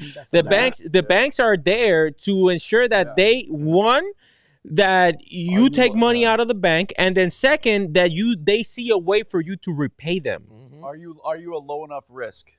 That's my only argument. I mean, we in the world that we live in, 100%. Like, I understand like the game that we have to play in order for us to, but this goes back to, and this goes back to our original conversation that we're asking about, like discriminating against the VA home loan.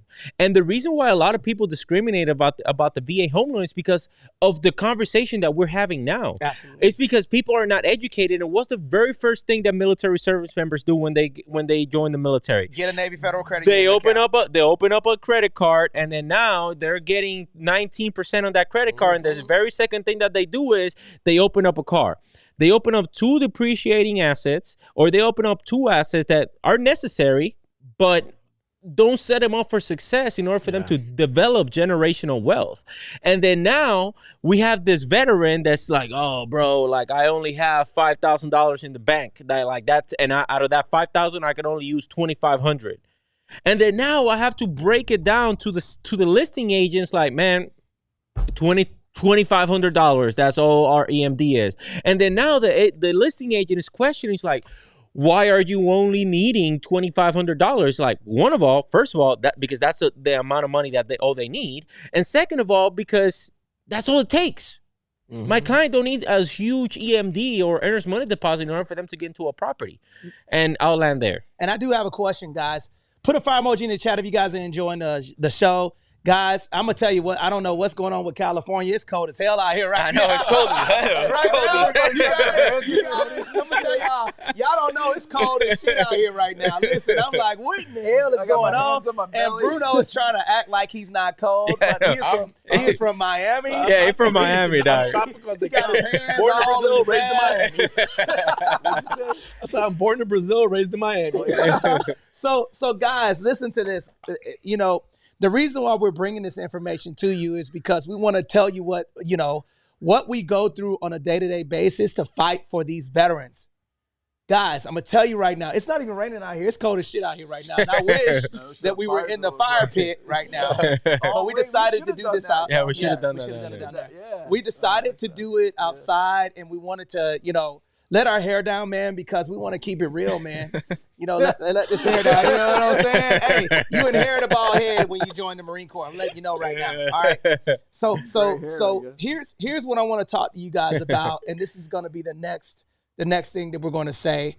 What is a solution?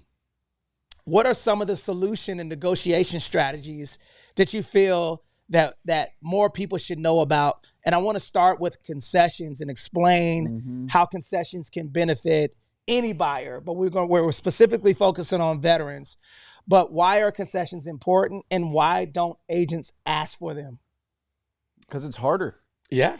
It's fucking hard. Look at Howard's face. He's like, I'm gonna let them talk. I've been talking too much. It takes so much fucking longer to get a house for a buyer if you are wrestling for another 20 grand. That's true. Yeah. If someone, I had $1 million buyer, easiest thing ever. Oh, you like that one? Cool. Here's a contract. Boom. Yeah, we'll take it. Great. Fucking 3 days. Man, go ahead. People, man. And what it is, like agents are humans, right? I'm telling you, agents account on money. And the problem is this, man, is that we as people, right? We tend to choose the path of least resistance. Easy button. Across the board, right? Whether it's fitness, nutrition, the way we negotiate, the way we exercise or don't exercise, think about it, right? Like, you rather run on the treadmill than you do running outside because of weather conditions, right? Like, but it's one of those things, man, where how can concessions help veterans or the buyers, man? It'll essentially put them in a better financial position, right? Like Ian and I were just talking. So this morning, literally this morning, we got a property that we just opened escrow on, right? And we got these people $25,000 in concessions. Oh yeah, right? That's good. The property is listed at $700,000 or $699,000. Our offer was $700,000, but we were asking for $25,000 back. This is after the agent and I were going back and forth. I'm trying to feel out the needs of the seller. I'm describing and explaining the needs of the buyer. We're going back and forth. Come to find out, right? I'm like, okay, well, I think we might be able to make it stick at $675,000. But then I'm saying, you know what? It could be more beneficial for that buyer to purchase at the $700,000 price point and get the $25,000 back in credit, because what that's going to do is going to eliminate every single dollar that they would need for closing costs. So then that money can be applied towards getting a better interest rate, right? So this, I'm saying all this to bring it back to what we were originally talking about. If we were talking about interest and how crazy it is, right? Well, then what if there's a way that you can lower the interest rate, right? Apply that towards lowering the interest rate, or, right, you can apply that towards the principal that Ian talks about all the time, right? You can go and you can make a payment towards the principal. Or what about this? You can go and you can pay off or pay down other specific debt that would essentially put you in a better financial position for you to afford something, right? And that goes hand in hand with a VA fact, right? Because I'm telling you, man, this is how we change the narrative, is by educating and talking about the things, right? The VA fact is that, you know what? It is easier for you to qualify for a VA loan than it is for a conventional or FHA. That's 100%. A fact. Yes. Debt to income ratio, right? Conventional, great loan, it's pretty black and white, man. That's it. It's, it's black or it's white. There is Hold on, that's a little right. I want to tell you right now, that's damn racist, okay? Me and Ian are damn offended by you damn Hispanical people. Hispanical people. I mean, this is a conventional loan. It's either black or it's white. And then you have the VA loan over here. But that's really what it is, man. Because you guys are gonna ban me again from TikTok, guys. You guys gonna ban me from TikTok again. God damn it. No, but it's true, man. It's the fact that, you know what, the loan is pretty black and white. It's either this or it's that. So the difference with the VA is that it allows you to be able to paint the picture, right? And then essentially justify for why someone's financial profile, isn't exactly where it is that you would want it to be. So that's the power of it. So when people say like, oh, because the VA loan, it's not as strong as a conventional. In what planet is that? Yeah. It's easier for somebody to qualify for a VA than it is for them to qualify for a conventional. Because if something comes up at the end, I can go and write a letter of justification. The loan originator and everybody on the lending team, they can go and advocate and justify why it is that you have that late on your credit. Conventional, they don't care. Yeah. They'll go and they'll say, hey, man, you qualify. Denied, Jack. That's it. Denied. And this is guys, listen, if you guys are enjoying the conversation, please click the link. If you guys are on Clubhouse, click the link above my head. I apologize for not being able to have dialogue with you guys, but if you put your questions in the chat, we do have a TV right behind our head. If you have questions on YouTube, Instagram, LinkedIn, all of the social media platforms, put your question in the chat. Okay, it says, Anthony, it says, Tony, I thought you were bald. I think he was saying bald. I am bald. Okay? I am bald. I've been having cradle caps since I was 11. All right, when the baby be sitting in the bed rubbing their head on the back. Okay, all of this has been blown out for a long time. I'm like Frozen. Let it go, Jack. I know when to hold them and I know when to fold them. All right. So here's so you had Albert talking about negotiation strategies. You had Bruno talk about concessions. We're telling you guys the reason why we have this show today is to give you guys the confidence to be able to fight for veterans. They're fighting for our country. Why would you not advocate for them? And guys, put a 1 in the chat if you guys want us to give you guys a phone number that you guys could text us that I don't know right now, okay? Because I've been utilizing a different number, but our staff is going to give us the number. For those of you that are on the live right now, if you're a veteran or you're looking to partner with veterans, because this is what we're going to talk about next. How to partner with a veteran to buy a property. Okay, there's 2 ways to do it: no money down and money down. I'm gonna pass the mic to Ian. Okay, all right, Ian, how can I, as a non-veteran, invest with a veteran? Just write the check.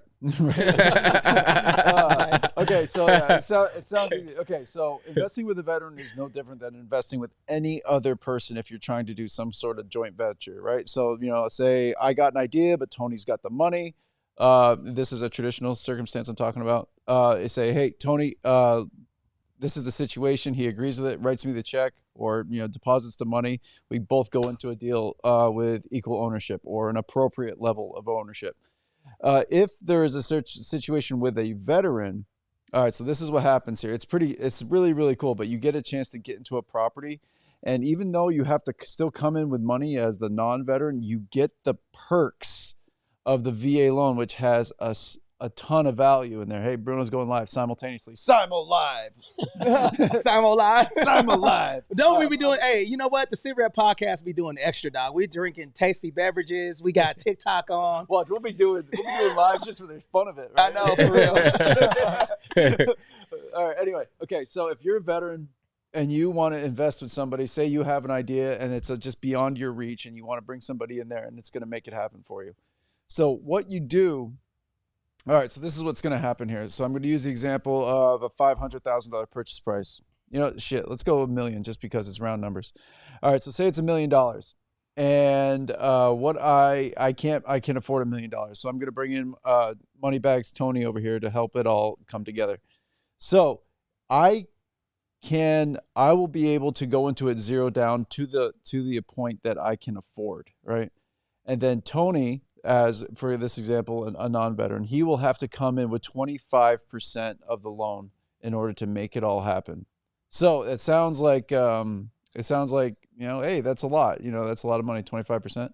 But what happens is you get all the other benefits of the loan. You get the opportunity to use the IRRRL. You get the opportunity to use the 100% cash out refinance. And you have all the other opportunities with the VA loan as the veteran does. So you get a lot of perks within the same parameters that the veteran gets to operate in, and all you have to do is be the financial contributor. Okay, so I think so let me break that down, guys, for you guys that understand. Okay, as a non-veteran, if you want to partner with a vet, there's two ways. The first way, okay, is no money down. The no money down will require for you guys to go on to have an agreement, an operating agreement, and that operating agreement will basically say, here's how to do it, okay? Me and Bruno decide that we want to do the VA home loan benefit. I'm a veteran, he's a non-vet. We come up with an idea to say, we're going to utilize your VA home loan benefit, but Bruno is going to go on the title to the property, and I'm going to use my VA loan and pay nothing down. In that operating agreement, it's going to say, Bruno, after 210 days, everybody put 210 days. After 210 days after the first mortgage payment, let's just imagine that this is a distressed property, meaning that the property I can buy with my VA loan for $500,000, and the after repair value of that property is $700,000. So that means that there's $200,000 of equity, potential equity in the property. I use the property, I buy it, it's a multi-unit. I use my VA loan. Bruno goes on title. I go on title. He has equitable interest in the property because he's on title, but he's not on the what? Loan. He's not on the loan, right? So he's not on the loan. So that means there's no money down. After 210 days, I will do a cash out refinance and give Bruno $100,000. We're now in a JV. That's called a joint venture. So that means that I give him the $100,000. He's going to use conventional financing. And then once I give them that $100,000, I'm going to go on title to that property. And Ian, how much could a $100,000 down payment make me on a property for a conventional loan? Conventional? Oh, you get to 5x your money. So 5x. For whatever, every dollar I put down, I can borrow 5. That's massive. That is, like, everyone kind of pisses and moans about it, but if you really think about it, like, that's a huge opportunity, right? If you got the opportunity to buy 5 times the amount that you own, there is no other asset out there that you can have that sort of leverage with your. If I go out and I want to buy 100 shares of Google. I don't know what the hell Google's at because I don't really buy stocks right now. I'm a real estate all day, right? Love it. Ask me about real estate. No, for real, I am 100% crippled in real estate. Ask me about this later. No. It's all good. It's all good. It'll all buff out in the end. I am learning. All right, no. So, but this is the thing though. Like, if I want to go out and buy a share of Google, say it's $100, I need the $100. I can't give them 20. to get $100, right? Mm-hmm. So this is the thing with a piece of real estate. And if you were, and this is why I go back to the banking example too. Yeah. Okay. It costs you 40 grand a year in interest to do it. Okay, cool. But if fuck it, write the check. Yeah. 100%. Yeah. If you're making more money at the end of the year, do it. Yeah, But and obviously mitigate your risk. Your logic is correct. Your logic is 100% correct. The problem with our veterans is that most of them are not making that logical decision. They're making impulse decision. I just got back from touring on Palms, and for 2.5 months, and then now I want to get myself something. I want to treat myself. Yeah. That's the problem. I mean, that's the problem that I see. And then we have all these veterans making it, because you got to think about this. There is 21 million veterans in our community, in our veteran service member community, okay? Only 6% of those are homeowners. Well, why?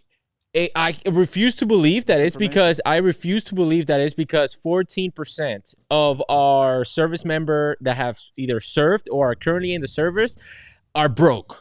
I refuse to believe that. That's true. And specifically, dude, like when we went to Florida, when we went to the real estate summit for Grant, what happened? Dude, we were having veterans in that room that were making $700,000 a year.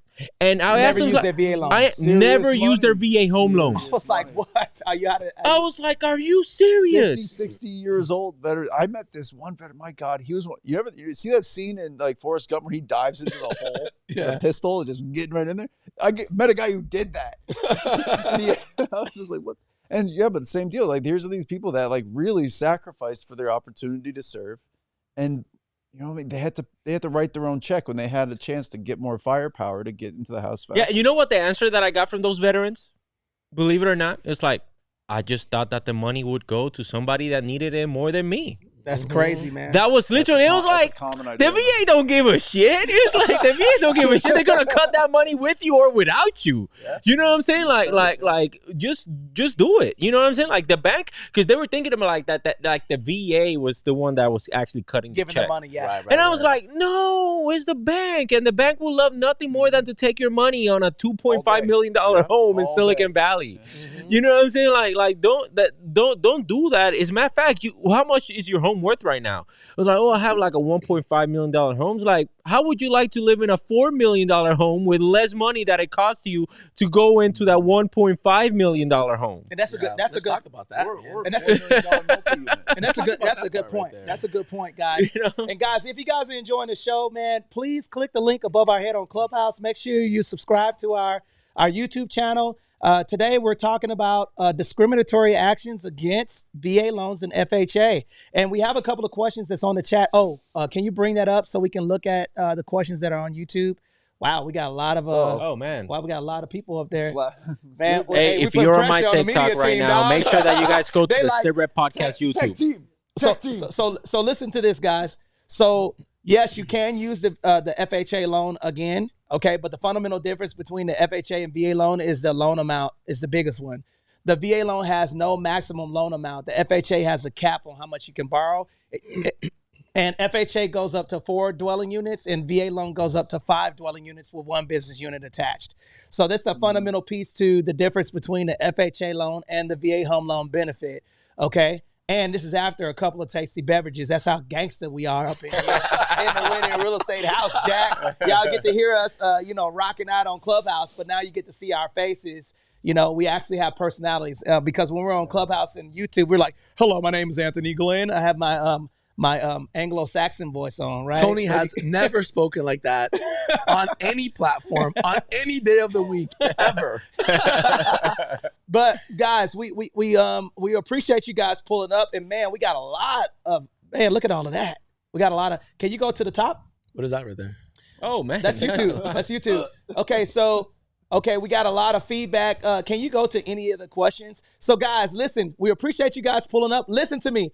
Tomorrow on Thursday, listen, guys. I got breaking news. A couple of things. Number one, on Thursday, we're going to be going live on the Veteran Wealth Formula Recap. So if you missed this is our partnership with Grant and Elena Cardone to reach more veterans and get more real estate professionals to join this group. Bruno and Albert are going to be running, along with Anthony Renew, we're going to be running an opportunity for people that are transitioning out of the military to get into real estate. If you guys are interested in that, I'm waiting on Alexis to give me the phone number because I can't remember it right now. But we have a number that we want you guys to text, and we'll give you guys that number if you guys are interested. It'll be in the chat. It'll be in the chat. Yeah, we're going to put it in the chat on how you guys can partner with us if you're transitioning out of the military and you guys want to do what we do. Because all of us right now have served in the armed forces, United States Marine Corps, Albert, United States Coast Guard. Okay. Bruno used to make beanie weenies for the Coast Guard. All right. That's Marine Corps retired. And then I got Ian Jensen over here that was a professional beard model. Okay. He made beard oil in the Corps. All That right. builds your step, brother. Okay. I really got to start that. I know. I've been telling Hey, you. seriously, you should, man, because you got it going on and everything, man. But so Tony was talking about this transition program, guys. Look, I just posted a reel talking about that. I already got like 2 people that reached out to me just from the moment that I hit post till now, man. So everyone who's interested, right? We are going to show you and teach you and guide you to do what. Matter of fact, every single person that is sitting at this table right now was doing real estate while we were in uniform, right? So he was transitioning, right? He was learning about real estate from a guy that was doing it actively, right? I had done it 4 years before I retired. Albert was doing it before he transitioned. So we are going to, go and show you and guide you along the way on how it is that you can do it, so that your transition, you know what, like, it doesn't have to be the dreaded, like, without the military, you're going to fail. It doesn't have to be that way, man. So we are here to be able to, bridge that gap for you guys, man. So hit us up and then check us out. And I'm gonna tell you something, how important this is, so that way you guys can tie some pieces together, okay? Like Tony, I would say he's probably one of the first, if not the first, military guy that was doing real estate like while he was in the military. Like he opened so many doors. He was basically the one that opened up Pandora's box, right? Because once people saw that what he was doing, it was like, wait, if he can do it, I can do it. And then everybody else started doing it. Okay. So Tony was doing that, right? And then what Bruno did, and all of us essentially in this table did, we expanded on what Tony already built. Okay, so what Bruno did, he opened up the opportunity with this program that he's talking about, and he opened up the opportunity for everybody to be doing it without repercussions. You know what I'm saying? Yeah. Yes. And then What does that explain that. Without repercussions, what that means is, like, without you getting in trouble, like, without you being like, oh, well, what are you doing in uniform? You're still 6 months out in the Marine Corps. Why the hell is it that you're doing this? You got to wait until you transition. Yeah. You see what I'm saying? So he found a way to do it without any type of repercussions. And me, I banged my head. I got experience. And now I teach in this program on how you don't need to go to recruiting school, how you don't need to get any type of sales experience, because you get the sales experience in the program that Bruno busted his ass in order for us to, all of you guys essentially, to be part of. Okay, so we're working at it as a team, and you essentially don't have to go through any type of headaches, because the first type of headache, Anthony was the one that first got the first headaches. Then Bruno trying to come up with this program. Then me getting the experience and the knowledge in order for me to train you and equip you guys to be a freaking serial killer in real estate without none of the headaches. Yep. Okay? So that's what we have going on right now, guys. Nobody else in the United States is doing this at the capacity that we're doing this. That's a fact. I promise you, like, guys, like we train agents in The Wire, which I'm going to shout it out, Winning Real Estate group on Facebook. If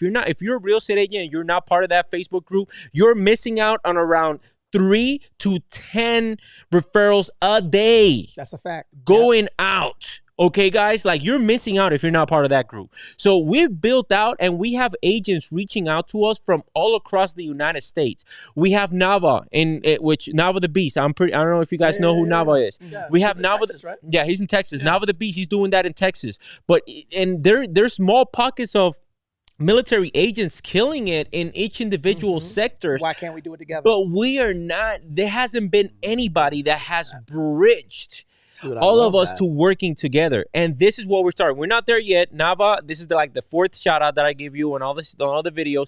So if you know who I'm talking about, Nava the Beast, show him and share this, tag him in this video, okay? So that way he can see this and we can all start working together in order for us to be helping out our military service members. Collaboration over competition. Big That's time. one of the things, man, that a lot of people take that for granted because they feel as if like, well, if It's a hit you know, to the ego. so exactly what Albert was talking Yes, about. it's a guest People side frame. saw Tony, teaching on base and then advocating for VA, and then everyone wanted to be a Tony 2.0. Instead of trying to figure out to say, you know what, man, like I'm gonna reach out to that guy that's already doing it and saying, shit, man, like you're doing something that I've been dreaming about doing. God, man. If What is everybody it that I stayed with can us, do to help you so that, you know what, you and I can do it together, and then we can essentially take whatever it is that you got going on and we can expand it and blow it up. You know what I mean? I'm telling you, man, like I have been watching Tony doing this thing, man, for years, right? And it was like everybody that I knew Tony, right? And so like right now, if you guys go on, it'll blow your mind. Go on my Facebook, right? Tony and I have like over 800 mutual friends, right? It's like it's this military incest pool, right? 850 friends. It's true, man. But it was one of the things where I was watching him do something where I'm like, man, I started working on getting my license back in 2015. Right, 2015. I'm over there. You told me in 2014 to get my license. Yeah, I remember you too. So I have been watching him do some stuff where I'm like, everything that I was thinking about, right? And this is, like the social media was still popping, but it wasn't the way it is now, right? Yeah. So I remember like thinking about doing some stuff and then finally getting on, and I'm seeing you. I'm like, holy shit. I was thinking the same thing, but he's actually doing it because he already had years of experience on me. Yeah. So then it was one of those, I'm like, it's a no-brainer, man. Like, this guy's doing everything that I want to do in a space that I want to be in. It would make no sense for me to reach out to anybody else besides a guy who's already doing it. Yeah. And this is the part that I want to highlight with this, guys. And for those of you that are here, if you're a real estate professional, you're looking to get into real estate, look at our team, dude. This is just... I want to give a special shout out. One thing that I want to say is that I only had the idea. The idea came from Constance Carlisle 20 years ago. Okay. I definitely want to shout her out. And the reason why is because I believe in we over me. Like if the whole idea is to build a family of people who want to support the military spouses, military agents, and people who support military, because nobody's looking out for us. And the reason why I've seen this is because we've had a lot of people come and go, right? But we've already built the Lamborghini, man. Like we speak different, we communicate different, we have fun. Like this is the idea, because the culture is more important. Military people like to be like a fraternity. We're like a family, right? We could talk shit against each other, we can laugh, we can fight, but nobody can say anything against us. And one of the biggest things is that, and I see you, I see you, Del Rio. Shout out to you, brother. I feel like that That's the homie right there. there's a lot of people that don't want to help us. So if I can get more people that want to spread the word about what we're doing, that's why I have Ian. That's why I partner with Albert. That's why I partnered. Like we have an open book here, and I kind of feel like I'm gonna tell you right now, we will be the #1 go-to real estate organization for helping more veterans get into real estate and help more realtors transition into assisting veterans. And the reason why is because I pick the best. I go after people who want to help. I don't go after people who want to make money. I go after people who want to help build this thing out on a national scale. So if that's you and you want to be a part of what we're doing, make sure that you guys text WIN to 760-573-2731. Again, text WIN to 760-573-2731. If you guys are interested in joining this movement. If you're a veteran, you're looking to invest, this is the crew, okay? If you are a military spouse and you want to start your business, we got something we're about to drop. But ladies, I want to say this real time. Don't worry, the guys will help you guys out. We'll help you guys get everything together. We're launching Canceled. we're launching a couple of things that's important that I want to share. Number one is the Veteran Wealth Formula with Grant Cardone nationally. Number two is the A to B podcast with my homeboy Albert and Barry Bull. Okay. Number three is Making Homeowners. Okay. Number four is the Renew team down in San Diego that's is shaking and moving, and my brother over here Ian with Winning Real Estate. Guys, we want to partner with you. So if you're interested in doing that, text WIN to 760-573-2731. We will reach out to you guys and we'll help you invest in real estate. We're not selling houses. We can give a shit less about you buying houses. We want you to become a real estate investor. And it's more than real estate. Yes. You know what I mean? So, It's a community. So the thing too, man, like with this community that we're building, the thing that we're trying to, bridge that gap that we're talking about, right? Every single person that's at this table has transitioned, right? Yeah. And every single person in this table has served more than a year or two, right? And I'll tell you, man, after serving 20 years, transitioning, right? Mind you, I joined when I was 18 years old, man. Like, I had a job at AMC Theaters. I was, I had a job at Bath and Body Works selling lotion. You know what I'm saying? And it was one of those, men where, like, my entire adulthood, I spent being a Marine. So I didn't know anything else besides being a Marine. So the transition, the thought of transitioning, right, in itself brings a level of anxiety. It does. Right. That's true. So the thing that we're trying to do here, right, it's more than just real estate.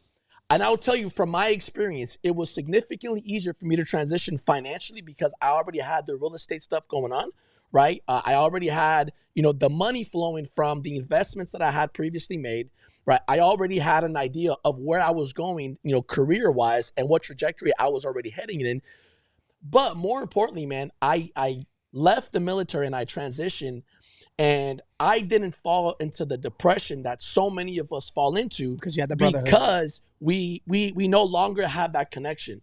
I'm telling you right now, it doesn't feel any different, right? Yeah. Being active duty, wearing camis and shooting the shit. Yeah. I mean, think about this. We're shooting a podcast. We got drinks flowing, coffee. My man Albert killed a monster to push down the drinks. You know what I mean? Come on, You got me throwing my personal business out there. but dog, tell me it doesn't get any more Marine Corps than that shit. It's this Right? family. Yeah. So It's it's a one of smoke those pit, things, man, basically, where it's smoke like It's smoke pit. Yeah, It it's a smoke basically pit. is. Exactly. It's the smoke pit, man. So it's like, what if we can go and we can bond and we can talk about all this shit, and then we can expand and then help you get to a different place, right? Without having to go through all the hardship.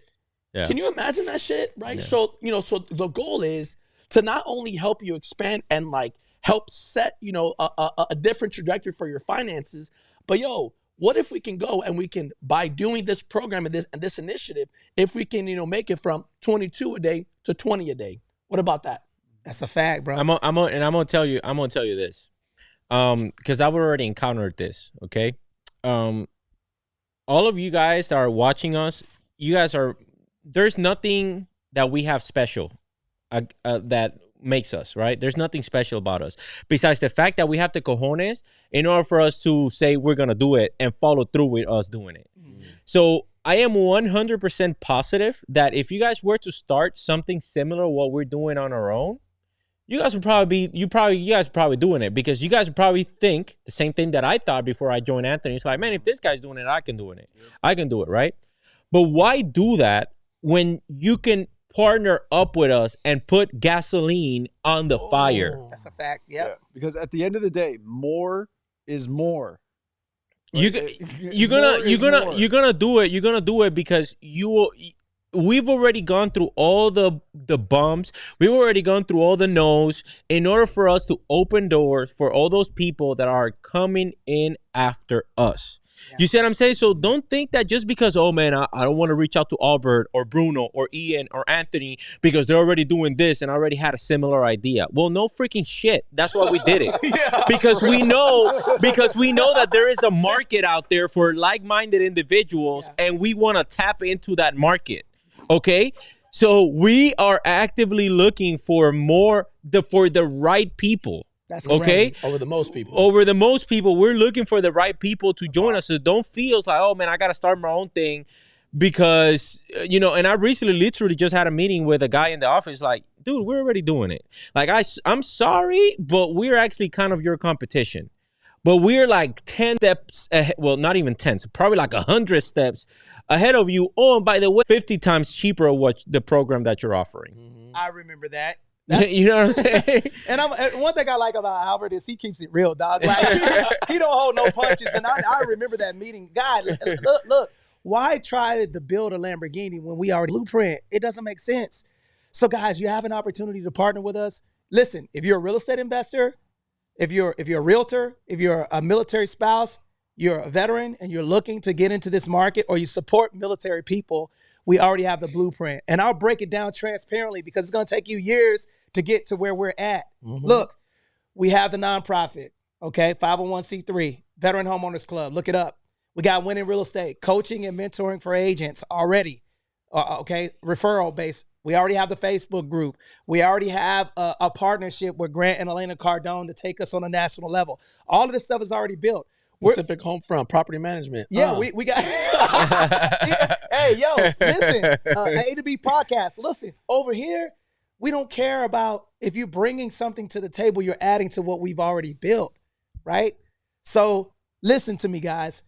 We really appreciate you guys supporting us today. Shout out to you guys that came up. Put a fire emoji in the chat if you guys enjoyed this conversation, guys. And listen, follow Ian Jensen, okay? Look up Ian Jensen. Make sure you follow him. Follow Bruno Nascimento. Follow Albert, okay? Ramos, okay? And the A to B podcast, okay? And I got a couple of people like Diana. Diana, are you here?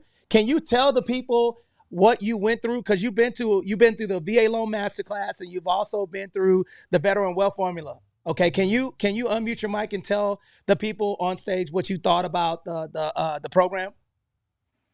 Yes, absolutely, Tony. I've been in real estate for 20 years, and the program is by far the best that I've ever seen and been a part of. The amount of information and the way that it's delivered, it gives you instantaneously a direct and clear path to how to assist veterans, their families, and yourself, especially with that component where you as an investor can partner up. I'm a military spouse, and I put it in the chat. I'm ready to partner up with you guys, and I see us taking territories, right? So I was down in the Antelope Valley today, and I was super, super nice, but they had a community base representative, and I'm trying to get into these bases, or at least on their newsletter, so that, remember I told you, once we're ready, it's just a matter of you guys coming and presenting, or me presenting with your permission or as a partner. And I was floored. The representative said, well, we'd really love to help you, but we don't host these type of events because we only work with active members. And I said, you know that active members qualify for veteran loans, right? And she said, well, no, not until they're veterans. And I said, okay. Oh, wow. Are you serious? Oh, no. See, Diana, listen. Check this out. You're going to hop on a phone call. This is crazy. You're going to hop on a phone call with us, and we're going to get you in there. And then also, Diana, what we're going to do is we're going to put you in the front of Elena Cardone, because guess what? If they don't want to let you in the door, we're going to build our own freaking door. Because they're gonna see us. If they don't get us on TikTok, they're gonna get us on LinkedIn. If they don't get us on LinkedIn, they're gonna get us on Instagram. If they don't get on Instagram, they get us on Facebook. Listen, we're not playing. So right now, Diana, look, call me after this. We're gonna talk about this stuff, and we're gonna figure out a way. So because we already have access to the base. Yep. We already got access. And guess what? We also have a government certified program to where we can go on any base. On top of that, we also just got certified, Bruno leading the way, shout out to Bruno, with an opportunity for us to hire military people. And also, we're at the Department of, I don't want to give too much away. While you're in, guys, by the way, this is while you're still in the military. Yes. While you are actively inside of the military and transitioning out of the military. So, and don't wait for your last 6 months. Don't wait. I would say start a year and a half out. That's a good thing. Start a year and a half out. So if you are a year and a half out of the military, after you're done watching this video, the next thing that you need to do is you need to get off your freaking ass and get on your phone and get the number that's actually on the screen. What's the number again, Alexis? 760, was it 725? Talking to the mic, bro. Sorry, no, I don't want to give people. Okay, so we're gonna give that information out, and then guys, this has been a phenomenal podcast, guys. We appreciate you guys pulling up. Make sure you hit that subscribe and like button, and then also, guys, listen to this. Make sure that this is what we want you guys to do. Click the link above my head on the Winning Real Estate House, guys. We're going to be doing these rooms every Tuesdays and Thursdays, 9:30 a.m. Pacific Standard Time, guys. This has been a phenomenal space. I like this crew, dog. This was fun as hell. Yeah. Oh, we're going to Miami too. Yeah. Let's go. We're going to be in Miami. Guys, check this out. If you guys want to be a part of this, we're rolling out to Miami. I'm going to be the only one that's not drinking, okay? All right? We're going to be in Miami the 1st through the 5th of April at the biggest marketing event, and you can be there with us, but you got to partner with us. On top of that, this weekend, we're going to be at the Real Estate Summit with Grant and Elena Cardone with our staff, and those guys are going to be talking to 600 people.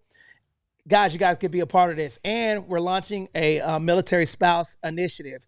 That's going to be coming down range as well. So I'm going to go from left to right, and we're going to do any closing remarks. Ian can tell us one chicken nugget before we land the plane, and tell the people how they can find you.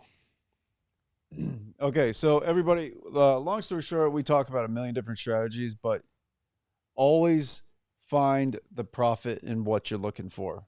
You know, because if don't try to push a square peg in a round hole, find all the profit that you can before you take any loans out. Because like we were talking about before, it doesn't matter what the interest is. If you make money at the end of the day, run for that investment and make your profit. Just be 100%. Well, you can't be 100%, but be as sure as possible that you will make that profit, and it's okay. Don't worry about the costs, right? I mean, I'm taking out loans right now at 12, 15% because I know at the end of the day, I will make more money out of it. The value's going to be there. The value's going to be there. The opportunity is I'm putting off the now for the later, but there is risk in that. So I'm not going to tell you to go out and just take whatever loans, but if you have a plan and you put things together and the numbers work, then go for it and make that investment. Don't let the interest rates right now scare you from making a bigger investment.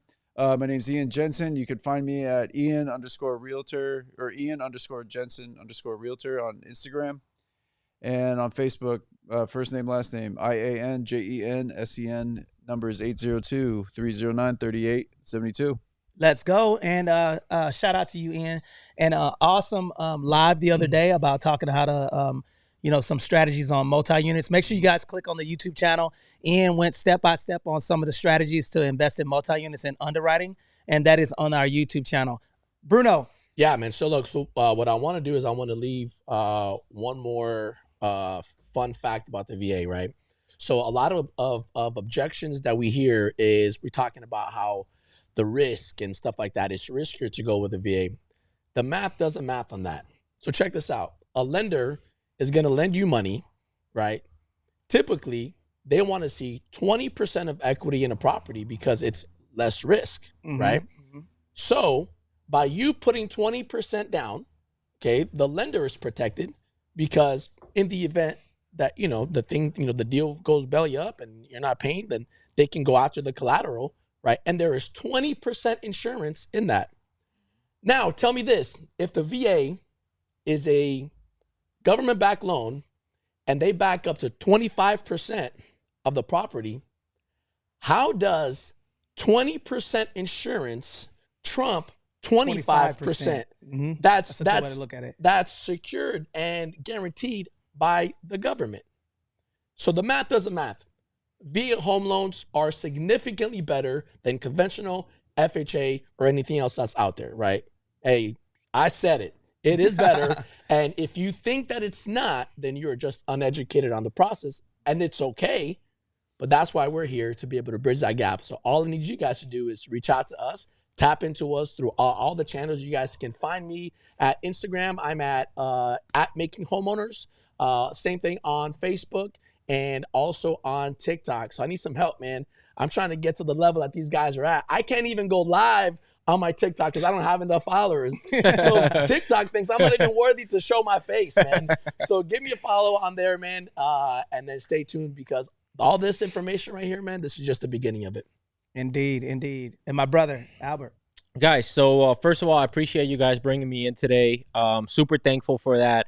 I will tell you this: if you wanna be a coffee connoisseur, hit me up. If you're not in the world of sales, you have no idea what that means. In the world of sales, we say coffee's for closers. Oh, That's why I always be saying. That's what I always be saying. I'm a coffee connoisseur, okay? Because I don't give a shit how many clients you got. If you can't close a single client, you're in the wrong freaking group, okay? So I'm telling you this right now because I'm a coffee connoisseur. I'm a closer, okay, guys? And I want to teach you guys how to close. If you're a buyer, if you're a seller, I am a deal maker, not a deal breaker. Okay, so I want to show you guys how to get from point A to point B in the fastest, most efficient way possible. You guys can find me in the A to B podcast on YouTube. You guys can find me in Ramos_Capital in Instagram and on TikTok. I'll be there, guys. Just go to the link in my bio. Make sure that you guys schedule a phone call because like my brother Barry says, the call is going to be temporary, but the freaking change is gonna last a lifetime. So let's go. Oh, I love it, bro. And guys, you guys can find me at anthonysocial.com where we help you win in real estate. And I got a story to share with you guys. Here we go. Rewind the podcast. We're starting it over again. I'm out. When I was a little kid, man, they told me that I wasn't.